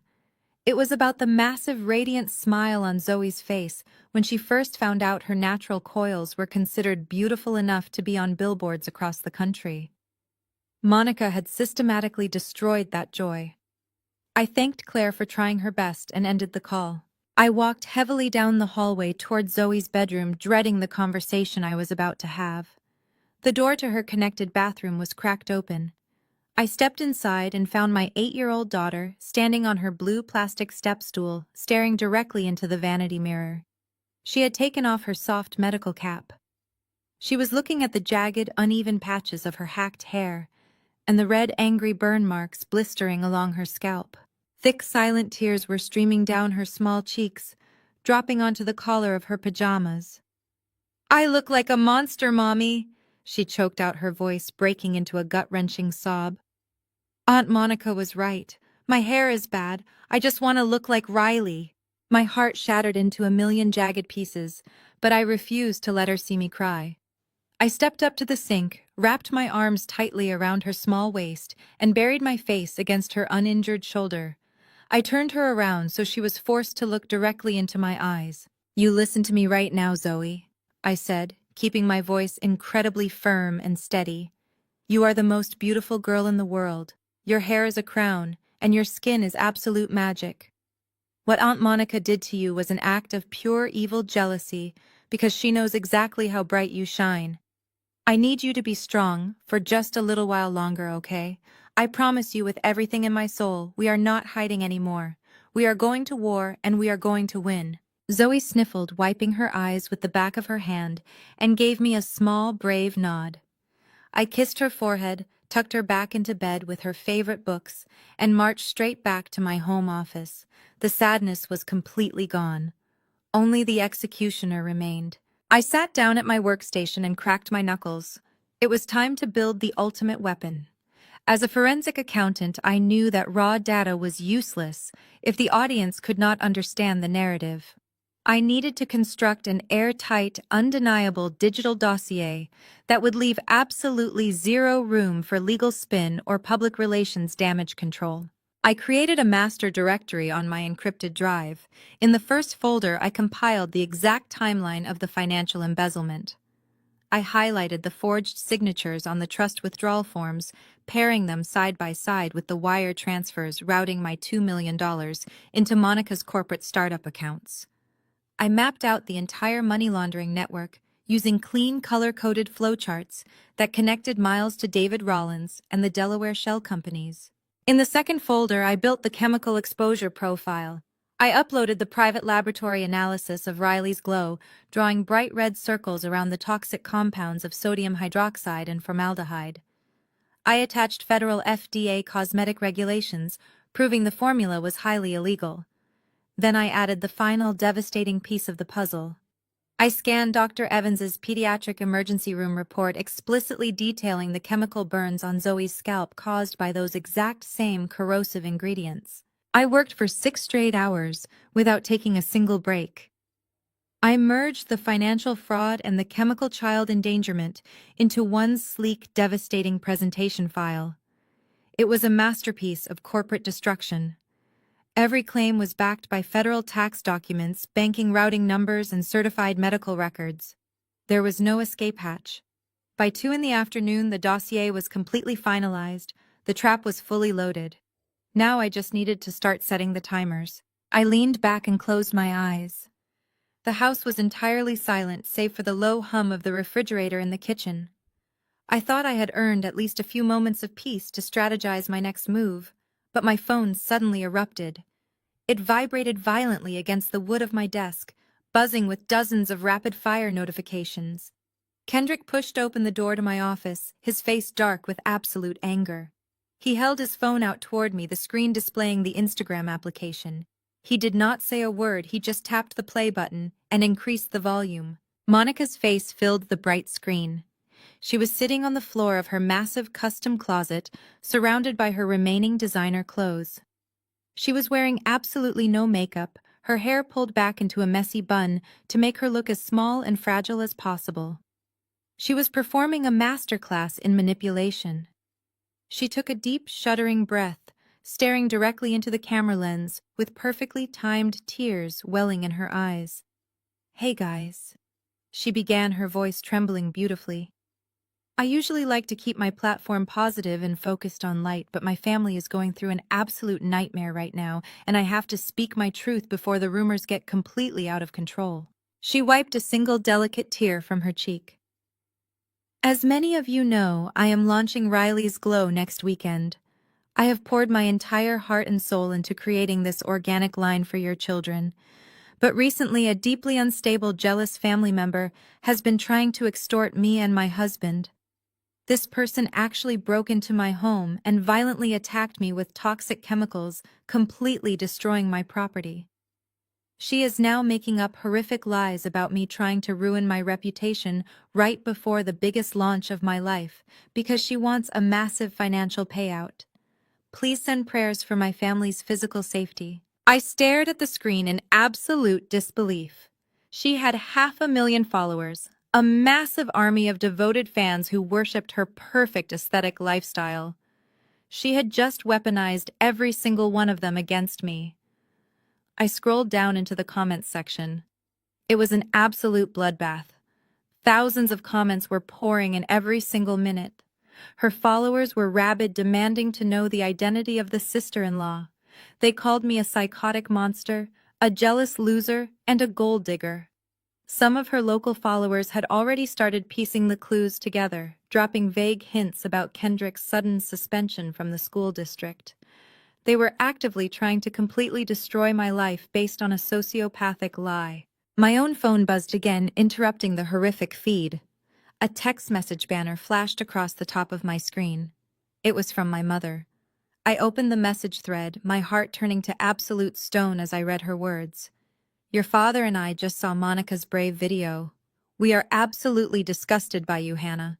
You could not just swallow your bitter pride and be happy for her incredible success. You had to push her to the point where she felt unsafe in her own home. Do not ever contact us again. You are entirely dead to this family. You are completely on your own now." I read the brutal message twice. This was the woman who gave birth to me, casually throwing me away to protect the wealthy daughter-in-law who had literally burned her own grandchild. A few days ago, A text message like that would have completely shattered my world. I would have spent hours crying, agonizing over what I did wrong, desperately trying to figure out how to win back their toxic love. But standing in my dark office, looking at the meticulous digital dossier of federal crimes I had just compiled, I felt absolutely nothing but a cold surgical calm. I did not reply to my mother. I did not type out an angry defensive comment on Instagram. I simply pressed the power button on the side of my phone, shutting the screen off completely. I tossed the dead device into the bottom drawer of my desk and pushed it shut. They wanted to cast me out. They wanted me to be the villain in their pathetic fake reality television show. I was more than happy to play the role of the monster if it meant burning their entire kingdom to ash. I turned my attention back to my glowing computer monitors. The crying video had actually done me a massive favor. It confirmed that Monica was entirely focused on her public image and her launch party. She was completely blind to the real danger circling her. I cracked my knuckles and opened my encrypted email client. It was time to start distributing the poison. I opened a heavily encrypted virtual private network, routing my connection through 5 different international servers to ensure my digital footprint was invisible. I was about to contact some of the most powerful people and federal agencies in the country, and I could not afford a single careless mistake. The master dossier I had built was safely uploaded to a secure dark web hosting site. Accessing the files required a highly specific decryption key, which I embedded directly into a custom-generated QR code. But the files would not open immediately. I programmed a hard-coded digital timer into the link. The data was locked behind a countdown clock set to expire at exactly 8 o'clock on Saturday night, the precise moment Monica was scheduled to take the stage at her launch party. My first targets were the financial lifelines of Monica's entire operation. Through my deep dive into Miles's ledgers, I had identified the 3 primary venture capital firms that had invested heavily in Riley's glow. These were elite, reputation-obsessed investors who threw millions of dollars at aesthetic brands and demanded absolute perfection in return. I drafted an anonymous email to the senior partners at all 3 firms. The subject line was incredibly simple but devastatingly effective. It read, "Fraudulent supply chain and pending indictment for Riley's glow." I did not attach the full dossier. I only attached the QR code along with a short, highly professional message warning them that their massive capital investment had been acquired through grand larceny and was currently funding the production of unregulated toxic chemicals. I advised them to scan the code and wait for the timer to hit 0 if they wanted to pull their funding before the federal raid hit the press. I hit send, watching the encrypted packets vanish into the digital ether. Next, I turned my attention to the regulatory authorities. I navigated to the official reporting portal for the Food and Drug Administration's Cosmetic Safety Division. I created a burner email address and drafted an urgent priority report regarding a severe public health threat. I attached a single low-resolution screenshot of the overseas laboratory analysis, clearly highlighting the fatal mixture of sodium hydroxide and formaldehyde-releasing agents. In the body of the message, I explained that an unverified manufacturer was preparing to distribute thousands of units of this caustic acid marketed under the guise of an organic daily lotion for infants and toddlers. I explicitly stated that the formula had already caused second-degree chemical burns on an 8-year-old child. At the very bottom of the urgent report, I pasted the identical QR code. I added a single line of text informing the agency that the complete supply chain manifests the warehouse addresses, and the unredacted medical records would be entirely accessible the moment the clock struck 8 on Saturday evening. The final package was the most dangerous and the most satisfying to deliver. I opened a direct encrypted communication channel to the local field office of the Federal Bureau of Investigation, specifically targeting the white-collar crime division. This required a completely different approach. Federal agents ignore vague threats, so I had to give them just enough hard data to instantly trigger a mandatory preliminary investigation. I attached one forged trust fund withdrawal signature and one offshore routing number tied to the phantom Delaware shell companies. The subject line read Massive Embezzlement and Wire Fraud Network, orchestrated by Miles. I kept the message incredibly brief, speaking directly to their forensic accounting teams, in a language they would immediately respect. I stated that a $2 million domestic money laundering operation had been uncovered. I provided the exact QR code and promised that the full 200-gigabyte master ledger, complete with every single forged document and fake invoice, would decrypt automatically on Saturday night. I pressed the final send button and leaned back in my leather chair. The heavy, exhaustive work was officially done. The digital dominoes were lined up waiting in the dark for gravity to take over. I looked down at the small digital clock on my desktop monitor.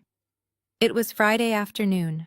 The massive QR code timer I had just distributed to the most powerful people in the city was currently ticking down second by agonizing second. Monica and Miles were likely spending this moment popping champagne, finalizing the guest list for their lavish party, and celebrating what they thought was my humiliating defeat. They thought they had ruined my life and secured their fake empire forever. They had no idea that invisible crosshairs were now resting squarely on their chests. I turned off my computer monitors, the screens fading to a deep black. All I had to do now was dress for the occasion and watch the absolute destruction unfold. Saturday morning finally arrived. The tension in our house was sharp and undeniable, but it was no longer fueled by fear. It was fueled by absolute, calculated purpose. At 9 o'clock my phone rang. The caller ID displayed the main switchboard for the state's Child Protective Services Division. I answered immediately. It was Agent Collins. Her typically icy bureaucratic tone was completely gone, replaced by a cautious, almost stunned professionalism. "Hannah," she began, clearing her throat. "The director and I just finished reviewing the encrypted preview file you submitted late last night. We have cross-referenced the pediatric emergency room report with the initial chemical breakdown you provided of the suspect's cosmetic product." I leaned against the kitchen counter, my heart beating with slow, steady confidence. I had sent CPS just enough of the chemical dossier to prove Monica's horrific guilt without revealing the massive federal financial trap waiting to spring later that night.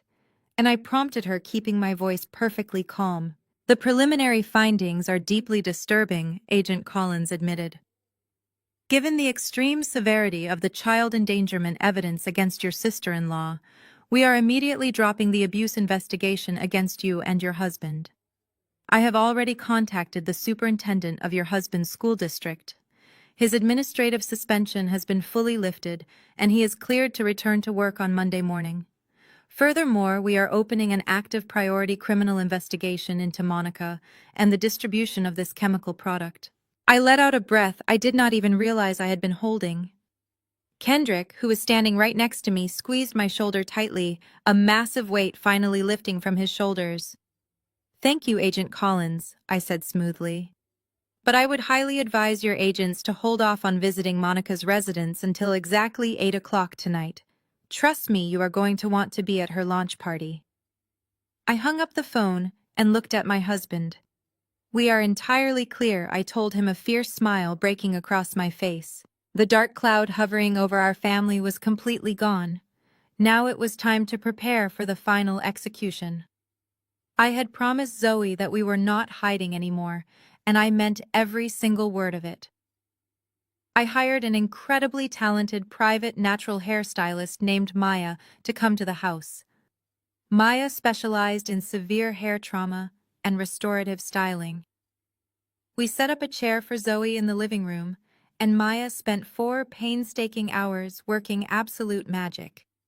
She used ultra-soft premium extensions to gently weave Zoe's damaged coils into a breathtaking, majestic braided crown.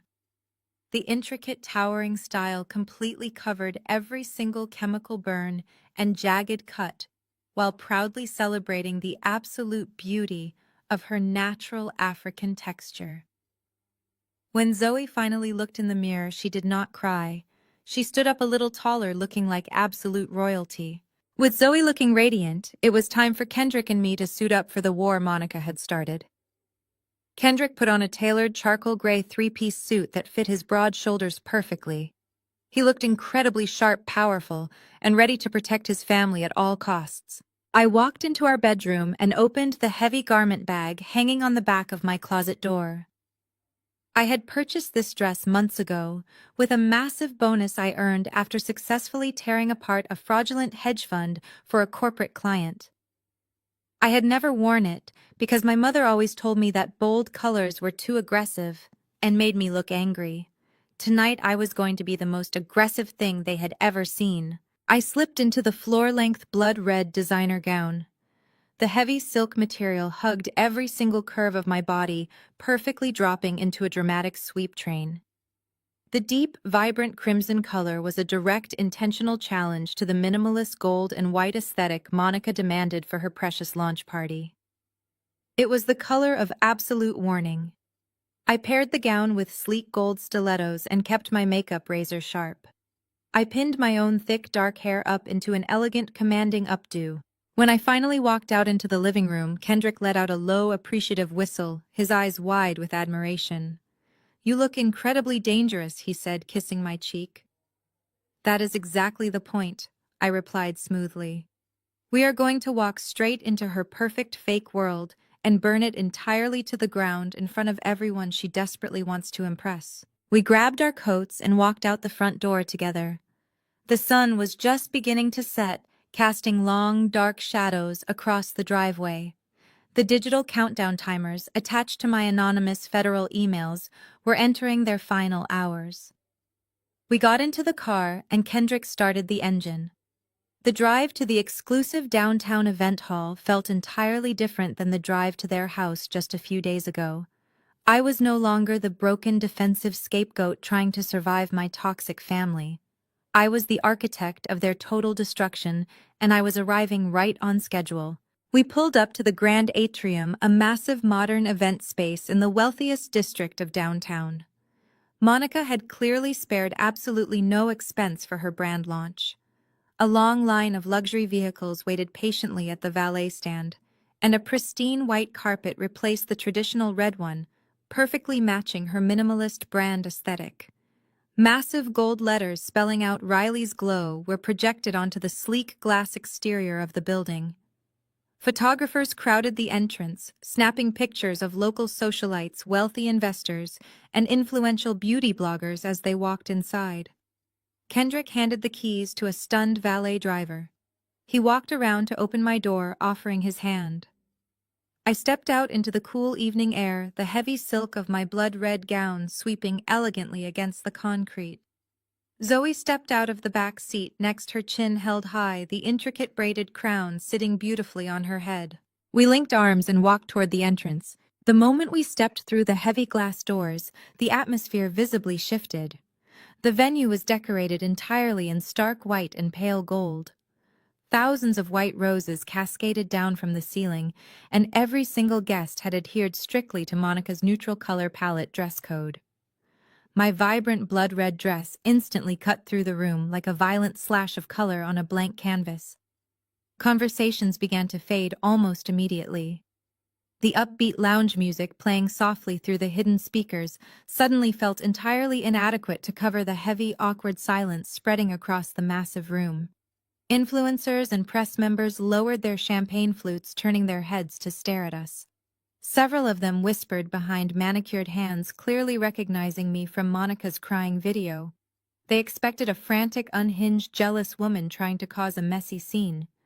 Instead, they saw a completely unified, powerful family, walking with absolute, untouchable confidence. It took less than 30 seconds for my parents to spot me through the crowd. They were standing near the open bar holding court with a group of older investors. The color instantly drained from my mother's face. She slammed her crystal glass down onto the marble counter, spilling expensive champagne everywhere, and began marching directly toward me. My father was right behind her, his face flushed with immediate anger. They moved quickly, trying to intercept us before we could get any closer to the massive stage, set up at the far end of the room. My mother grabbed my arm, her manicured nails digging sharply into my skin. What in the world do you think you are doing? She hissed, keeping her voice low to avoid drawing more attention from the press. I explicitly told you that you were dead to this family. You have a lot of nerve showing your face here tonight after everything you have done to Monica. I looked down at her hand gripping my arm, then directly into her eyes. My expression was completely devoid of emotion. Let go of me right now. I said, my voice quiet but carrying an undeniable lethal weight. My mother flinched at the coldness in my tone, and slowly pulled her hand away. My father stepped forward, puffing out his chest, trying to use his physical size to intimidate me. You need to leave this building right now, Hannah, he demanded, pointing a rigid finger toward the exit. This is Monica's night. She has worked too hard to let your bitter jealousy ruin this launch. If you do not turn around and walk out those doors this second, I will have the security team drag you out in front of all these cameras and reporters. I did not break eye contact with him.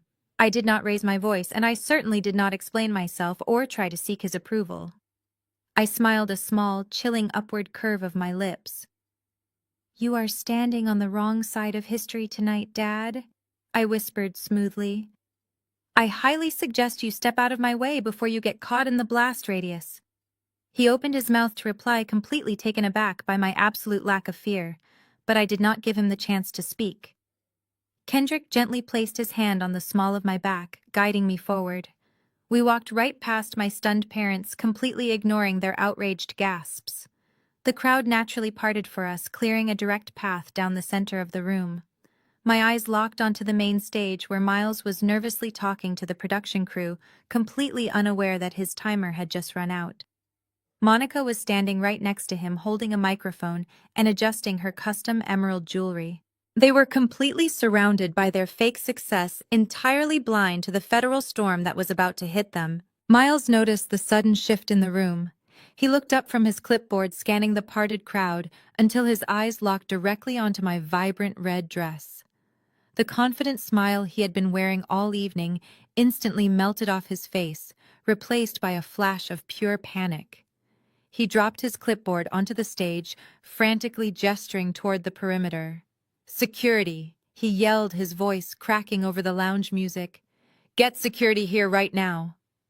Monica spun around, her eyes widening in absolute horror when she saw me walking calmly down the aisle with my family. She gripped her microphone so tightly her knuckles turned white. Within seconds, 4 massive men wearing black suits materialized from the shadows. They moved with aggressive precision, forming a solid human wall between us and the stage. The head of security, a tall man with a stern expression, stepped directly into my path, holding his hand up like a stop sign. Ma'am, you need to turn around and vacate the premises immediately. He ordered, his voice completely devoid of patience. You are not on the approved guest list for this private event. I did not stop walking until I was less than 2 feet away from his chest.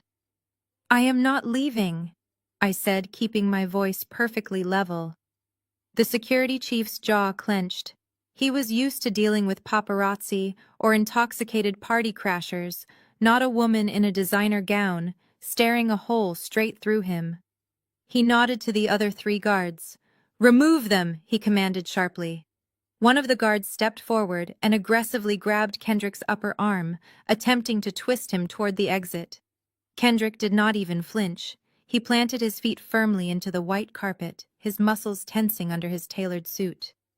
Let go of my arm right now, Kendrick warned, his voice a dangerous rumble that sent a clear message. The guard hesitated, realizing he was trying to move a man fully prepared to defend his family. The entire room held its breath. The influencers stopped whispering. The photographers lowered their expensive cameras, the silence stretching tight. Miles stood on the edge of the stage, a smug smirk returning to his face as he watched the guards prepare to physically throw us out into the street. He thought he had the absolute upper hand. Before the situation escalated into a brawl, I calmly reached into my red designer clutch. I did not pull out a phone. I pulled out a single neatly folded piece of thick ivory paper, stamped with a raised gold notary seal. I held the document out, pressing it directly against the chest of the head of security. Read it, I instructed him. my tone shifting from polite to absolute unquestionable authority. The massive man frowned, looking down at the paper. He slowly released his defensive stance and took the document, scanning the heavily formatted legal text. His eyes darted across the page, tracking the bold print and the official county property registration numbers. The smug expression on Miles's face began to falter as he watched the interaction from the stage. He had expected me to scream, to cry, or to throw a fit. He did not expect me to serve legal paperwork. "What is this?" the security chief asked, his tough demeanor cracking as he realized he was holding a certified commercial property deed. "That is the official county deed for the grand atrium," I said, projecting my voice so it carried clearly across the silent room. "This entire building is a commercial asset owned entirely by my family's private trust fund, and as a legally recognized co-beneficiary of that exact trust, I am a partial owner of the very floor you are standing on. You were hired by my brother to guard the door, but you are currently operating inside my property." The security chief swallowed hard, his eyes darting to my face. I took a step forward. "If your men lay another finger on my husband or my daughter, I will personally sue your private security firm into absolute bankruptcy for assault and battery on the legal owner of the venue." The security chief looked back down at the gold seal, then up at Miles, who was visibly sweating. The chief made a rapid, calculated decision. He folded the paper, handed it back to me, and tapped his earpiece. "Stand down," he ordered his men. "Let them through." The guards immediately dropped their hands and stepped completely out of our way. The invisible wall shattered. Miles stumbled backward, his mouth hanging open in absolute shock, entirely stripped of his power. I slipped the deed back into my clutch, took Kendrick's arm, and continued my march directly toward the stage. We reached the front row just as the overhead lights dimmed to a dramatic low. A bright spotlight snapped onto the center of the main stage. Monica, visibly flustered but unwilling to let me ruin her moment of glory, plastered a massive practiced smile onto her face. She stepped confidently into the spotlight. The crowd, sensing the heavy tension, offered a polite round of applause. "Thank you all so incredibly much for being here tonight," Monica began, her voice echoing through the massive room via the pristine sound system. "Tonight is not just about launching a brand. It is about a revolution in how we care for the most precious things in our lives, our children." She gestured elegantly to a glass pedestal beside her. Resting perfectly in the center was a single bottle of Riley's Glow, illuminated by its own miniature spotlight. The packaging was immaculate, exactly as she promised. White and gold, exuding pure, clean luxury. She picked up the bottle and held it out toward the audience like a holy artifact. "For too long, mothers have been forced to rely on harsh synthetic products," Monica continued, her voice dripping with fake sincerity. "I wanted something completely pure. Something derived entirely from the earth, completely organic, and entirely safe for the sensitive skin of our little ones. True natural beauty starts with absolute transparency and honesty." I stood in the front row, holding Kendrick's hand, staring up at her. The sheer hypocrisy of her words made my blood run completely cold. She was standing there preaching about natural beauty and child safety, while my daughter stood beside me with a permanently scarred scalp from the exact poison she was holding in her manicured hand. I checked my watch. It was 7:59 and 50 seconds. I did not interrupt her. I simply waited. 10 seconds left. Monica took a deep breath, preparing to introduce her elite group of venture capitalist investors. 5 seconds. 4, 3, 2, 1. Exactly at 8 o'clock, the massive LED screens dominating the entire back wall of the stage suddenly flickered. The soft, elegant white and gold Riley's Glow logo aggressively glitched, tearing into jagged horizontal lines of digital static. A low electronic hum buzzed through the venue's massive speakers, entirely cutting off the soft lounge music that had been playing underneath Monica's speech. The audience gasped in unison. Monica froze, her perfect smile faltering as she instinctively turned around to look at the screen. The static vanished instantly, replaced by a massive, glaringly bright display of my meticulously color-coded forensic accounting spreadsheets. The screen was 50 feet wide, projecting high-resolution scans of forged trust fund withdrawal signatures, offshore banking routing numbers, and deeply complex money laundering flowcharts. At the very top of the display, typed in massive, undeniable red letters, was the heading Federal Evidence Master File Embezzlement and Wire Fraud. A collective wave of shocked whispers crashed through the room. The influential beauty bloggers lowered their phones, their live streams capturing the horrific financial reality now glowing intensely behind their favorite aesthetic influencer.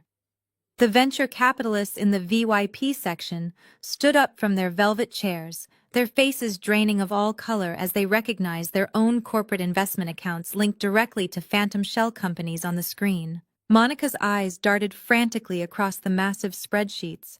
"What is this?" she hissed into her microphone, the sound amplified across the entire venue. "Turn it off. Somebody turn the screens off right now." She looked toward the production booth, waving her arms frantically, but the production crew had absolutely no control. My encrypted program had locked them entirely out of the local network.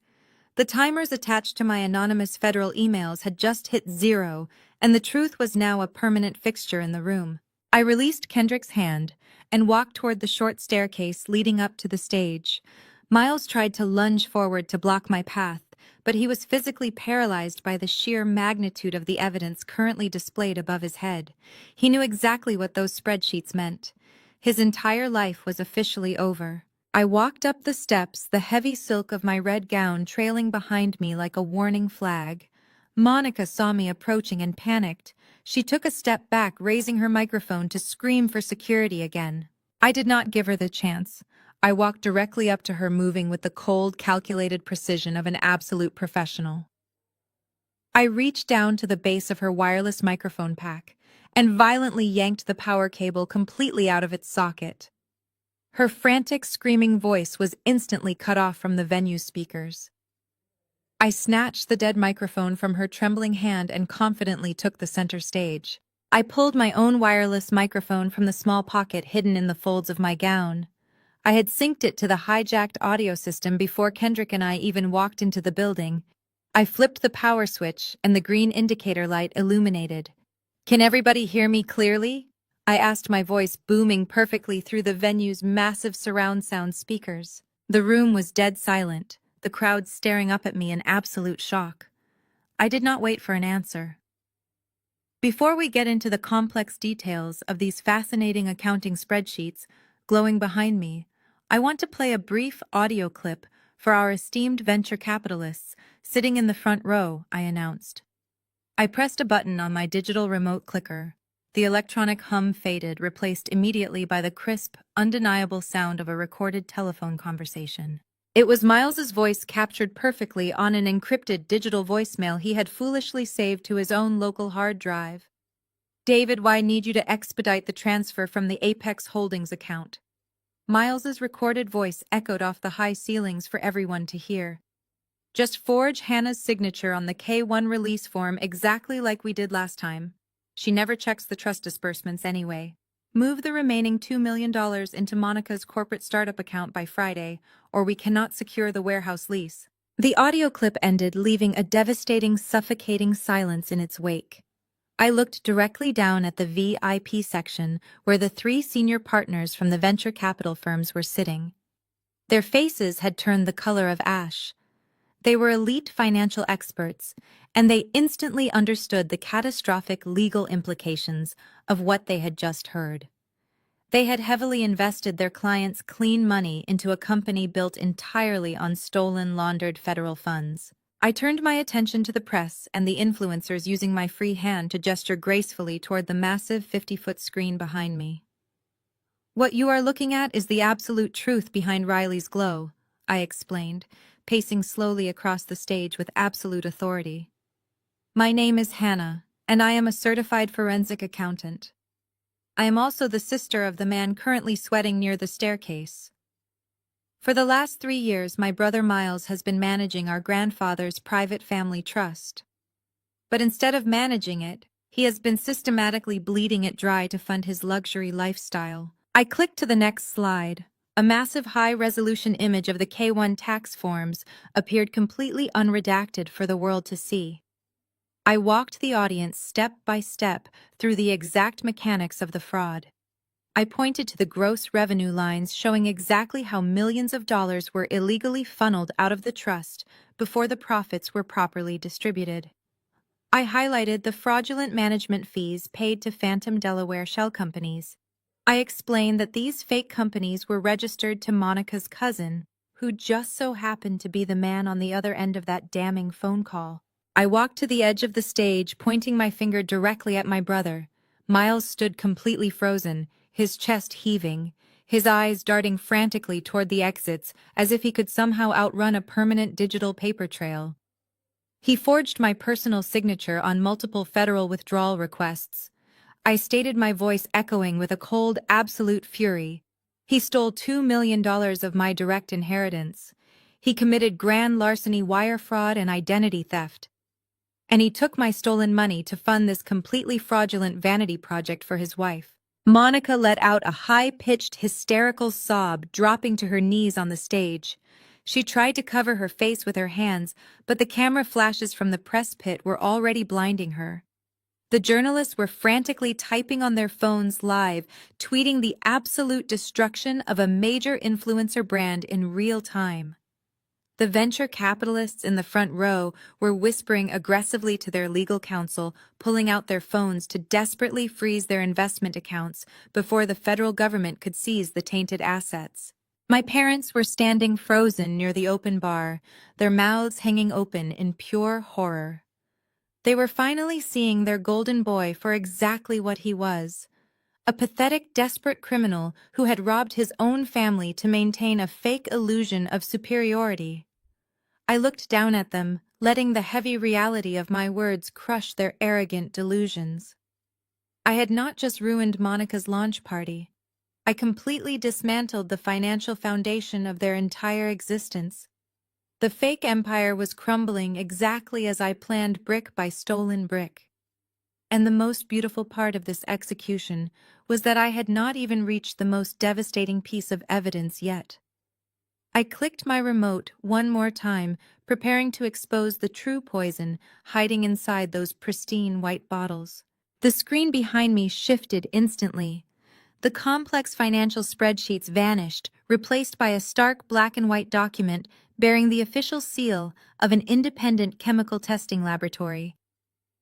I turned back to the audience, sweeping my gaze across the horrified faces of the beauty influencers and wealthy mothers who had eagerly lined up to support this brand.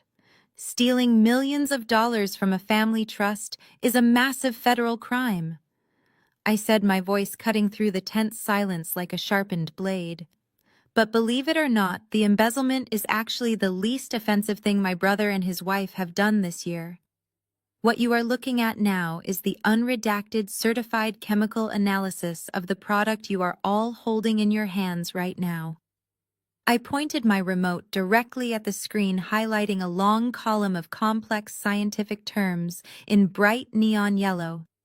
Monica stood on this stage just 10 minutes ago and promised you a completely organic, vegan, and safe skincare line for your babies, I continued, my tone dropping into a deadly serious register. But she did not source her ingredients from pristine organic farms. She used the stolen money to lease an unverified, unregulated chemical manufacturing plant overseas. And to maximize her profit margins, she allowed them to cross-contaminate the lotion base with cheap, highly toxic industrial fillers. I began reading the highlighted ingredients aloud, making sure every single syllable echoed perfectly across the massive event space. Sodium hydroxide, calcium thioglycolate, and a highly potent formaldehyde-releasing agent. For those of you who do not have a background in chemistry, I will translate. These are not organic moisturizers. These are the exact active chemical compounds found in industrial-strength adult hair relaxers and corrosive bleaching agents. This product is highly illegal, and it is absolute poison. A collective gasp ripped through the audience. Influencers who had been holding the pristine white and gold bottles of Riley's Glow up for their cameras suddenly froze. It gets worse, I said, refusing to let them look away. Monica knew the formula was tainted. She knew it was incredibly dangerous. But her massive ego and her desperation to launch this brand completely overrode any basic human decency. She needed to test the product, but she obviously was not going to risk putting it on her own perfect daughter. I looked down at the front row where my husband Kendrick stood tall and fiercely protective, holding my 8-year-old daughter's hand. I looked at Zoe. Her beautiful braided crown sat high on her head, completely covering the terrible trauma she had endured. I gave her a small, reassuring nod. Last weekend, Monica invited my daughter over for a fun cousin spa day. I told the crowd, my voice thick with absolute disgust. She applied a prototype batch of this exact toxic formula directly to my child's scalp. She claimed she was just trying to tame her natural hair.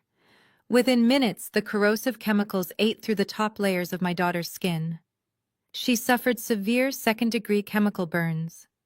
Monica panicked, used kitchen scissors to hack off my child's beautiful hair, and then filed a completely false child abuse report against me to cover up her horrific crime. The reaction in the room was instantaneous and explosive, the absolute horror registered on the faces of the attendees. A prominent mommy blogger standing near the front row let out a sharp cry of disgust and physically dropped her promotional gift bag. The heavy paper bag hit the floor, and the white bottle of Riley's Glow rolled out onto the pristine white carpet. Like a rapid chain reaction, other influencers and guests began dropping their bags. The thud of expensive promotional items hitting the floor echoed throughout the grand atrium. They were literally throwing the products away as if they were holding active grenades. People were furiously wiping their hands on their expensive dresses, terrified that the toxic lotion might have leaked onto their skin. The venture capitalists sitting in the front row immediately signaled their private security details, aggressively demanding to be escorted out of the building before the federal authorities arrived. The journalists practically shoved their recording devices closer to the stage, sensing the absolute biggest scandal of the decade. The pristine white and gold aesthetic of the evening had been completely shattered, replaced by the ugly reality of greed. "You are lying!" Monica shrieked, her voice cracking hysterically as she scrambled up from the floor. She pointed a trembling finger at me. "She is lying. This is a jealous setup. My product is perfectly safe." "If it is perfectly safe, Monica?" I challenged her immediately, stepping closer to the edge of the stage. "Then open that bottle right now and rub a generous handful of it directly onto your own face. Let us see how that beautiful skin reacts to industrial formaldehyde." Monica stared at the bottle resting on the glass pedestal next to her. Her hands shook violently. She took a step back, completely unwilling to touch her own creation. Her sheer terror was the absolute final confirmation the room needed. The crowd erupted into angry shouts. The press cameras flashed aggressively, capturing the undeniable guilt written over her terrified face. Before the chaos could escalate into a physical riot, the massive double doors at the back of the grand atrium swung open with a deafening crash. The heavy wood slammed against the pristine white walls, instantly silencing the angry shouts of the crowd. A dozen men and women wearing dark tactical windbreakers over formal suits marched into the room. The bold yellow letters printed across their backs read, "Federal Bureau of Investigation and Food and Drug Administration." The room went completely still save for the mechanical clicking of the press cameras pivoting toward the entrance. The lead FBI agent held up his gold badge, his eyes sweeping the room with absolute authority until they locked directly onto the stage. "Nobody move," he commanded, his voice carrying the heavy, undeniable weight of federal law enforcement. "We have multiple federal warrants for this premises and the individuals involved in this corporate entity." My parents, completely panicked and still clinging to their deeply ingrained sense of upper-class entitlement, rushed forward to intercept the agents. My father puffed out his chest, stepping directly into the path of the lead investigator. "Excuse me, you are making a massive mistake," my father demanded, his voice shaking with desperate arrogance. "I am a prominent member of this community, and this is a private family event. I demand to speak to whoever is in charge of this ridiculous stunt." The federal agent did not even slow down. He completely ignored my father, brutally shoving his shoulder past him as if he were nothing more than an inconvenient piece of furniture. "Step aside right now, sir, or you will be arrested for obstructing a federal raid," the agent warned sharply. My father stumbled backward, his face turning entirely pale as the reality of his utter powerlessness finally crashed down on him. My mother covered her mouth, letting out a terrified sob as the agents marched right past them, their heavy boots trampling all over the pristine white carpet Monica had so carefully selected. The agents reached the front of the room. Two of them flanked the staircase, while the lead investigator marched straight up the steps, pulling a pair of heavy steel handcuffs from his belt. Miles stood completely frozen near the podium. His expensive tailored suit suddenly looked far too big for his shrinking, defeated posture. He did not try to run.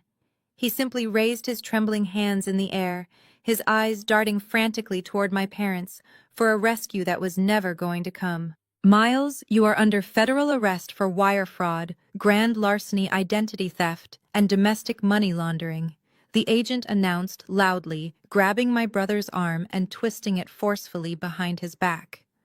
The sharp metallic click of the handcuffs locking around his wrists echoed through the microphone I was still holding. You have the right to remain silent, which I highly suggest you do, considering your complete financial history is currently being seized from your home server. The press pit went absolutely feral. Dozens of camera flashes strobed like lightning, capturing the golden boy of the family being publicly restrained like a common criminal. Monica watched her husband getting dragged away in steel cuffs, the realization hitting her like a freight train. Her stolen money, her massive house, her fake business, and her carefully crafted high society image were all evaporating into thin air. Her mind completely snapped. She let out an ear-piercing, hysterical shriek that sounded entirely inhuman. She lunged toward the glass pedestal, holding her cursed product, violently sweeping her arm across the top. The glass bottle of Riley's Glow shattered against the stage floor, spilling the toxic, chemical-laden lotion everywhere. You ruined my life, Monica screamed at me, her face twisting into a mask of pure, unhinged rage. She picked up a heavy promotional display board and hurled it blindly toward the press pit, nearly hitting a photographer. A female FBI agent immediately rushed forward to subdue her, grabbing Monica by the shoulders. Monica thrashed wildly, fighting the agent like a feral animal. "Get your hands off my expensive clothes!" she shrieked, throwing her head back and violently twisting her body to escape the agent's grip. But in her frantic, aggressive thrashing, her hand caught the edge of her own hair, or rather her expensive custom-made lace-front wig. With a vicious jerk of her body, the adhesive completely gave way. The luxurious, silky, straight hairpiece ripped completely off her head and tumbled onto the floor right next to the shattered glass. The entire room gasped in pure shock. Monica's actual hair was exposed to the blinding flashes of the cameras. Her edges were completely bald, severely damaged from years of using the exact same harsh, unregulated chemical straighteners she had secretly tried to force upon my innocent daughter. Her scalp was patchy and broken, the ultimate, undeniable physical proof of her deep-seated self-hatred and toxic vanity. She froze, her hands flying up to cover her exposed head, letting out a pathetic, whimpering cry. The FBI agent firmly pinned her arms behind her back, snapping a second pair of handcuffs into place. The press captured every single angle of her absolute humiliation. I stood quietly next to Kendrick, holding my beautiful daughter's hand, watching them drag the two architects of my misery out the back doors. They had built an empire on lies and poison, and I had just watched it burn completely to the ground. 6 months have passed since the heavy doors of the grand atrium swung shut behind my brother and his arrogant wife. The dust from the federal raid has finally settled, leaving a completely different landscape in its wake. Miles did not even try to fight the charges. When the federal prosecutors presented him with the 200 gigabytes of cloned forensic evidence I provided, his expensive legal team advised him to surrender immediately. He took a plea deal to avoid a lengthy public trial. Federal judges do not show any mercy whatsoever for individuals caught orchestrating millions of dollars in wire fraud and grand larceny against their own family members. Miles is currently serving a mandatory 12-year sentence in a federal correctional facility in upstate New York. He traded his custom-tailored suits for a standard-issue khaki uniform and his sprawling home office for an 8x10 concrete cell. Monica suffered an equally devastating fate. The Food and Drug Administration completely seized her fraudulent company. Civil lawsuits from terrified investors instantly drained whatever money the government did not freeze. The Internal Revenue Service audited her entire life, seizing the massive gated mansion, the luxury vehicles, and every single remaining designer handbag to pay back the stolen trust funds. Today, the woman who once looked down on me from her marble staircase is entirely bankrupt and publicly disgraced. She lives in a cramped, incredibly tiny one-bedroom apartment on the outskirts of the city. She has been permanently banned from every social media platform, her influencer career completely destroyed by the undeniable proof of her child endangerment and toxic vanity. She is entirely isolated, forced to finally face the ugly reality of the person she truly is. My parents, completely shattered by the absolute ruin of their golden child, suddenly found themselves alone. With Miles rotting away in federal prison and Monica completely broke, they miraculously remembered they had a daughter. Over the past few months, they made several desperate attempts to contact me. They left weeping voicemails, begging for forgiveness, claiming they were blinded by Miles, and deeply regretted casting me out. They wanted to rebuild our family. But I am not the naive, desperate woman who used to crave their toxic validation. I did not write them a long letter explaining my feelings, and I did not invite them over for a tearful reconciliation. I simply called my cell phone provider, permanently blocked both of their numbers, and instructed my neighborhood security to deny them entry at the gate. I established absolute, unbreakable boundaries. My peace is far too expensive to let them bankrupt it again. The money recovered from the trust fund has been safely secured in an airtight account for Zoe's future. Kendrick is thriving at his job, receiving a formal apology and a promotion from the school board. But the absolute greatest victory of all happened last night. Kendrick, Zoe, and I flew to New York City for a highly anticipated weekend trip to celebrate our new beginning. We wrapped ourselves in warm coats and stood in the center of Times Square, surrounded by the glowing screens and beautiful energy of the city. Zoe was practically vibrating with excitement, holding onto her father's hand tightly, as we stared up at the dark digital billboard positioned right above the main intersection. At exactly 8 o'clock in the evening, the massive dark screen suddenly illuminated the entire busy street below. A breathtaking, high-definition image of my beautiful 8-year-old daughter flashed across the massive display. It was the official launch of the Target nationwide campaign. Zoe looked absolutely radiant, flashing a bright, confident smile. Her beautiful natural 4C hair was styled into a stunning, majestic braided crown, standing out proudly against the vibrant background of the advertisement. Below her face, the bold text simply read, "Celebrate your natural crown." People walking through the busy intersection actually stopped to admire the image. Zoe let out a joyful scream, jumping up and pointing at her own face, shining brightly over the greatest city in the world. Kendrick wrapped his arms around both of us, pulling us into a tight embrace. I looked up at my daughter's face, illuminating the night sky, knowing I had achieved total, absolute victory. Thank you for joining me on this incredible journey today. Have you ever had to draw a hard line and cut off toxic family members to protect your peace? I would love to read about your victories in the comments below. Please make sure to hit the like button and subscribe to the channel for more powerful stories about surviving betrayal and healing. Remember, your best revenge is building a successful life your enemies can never touch. Stay strong, protect your boundaries, and I will see you next time.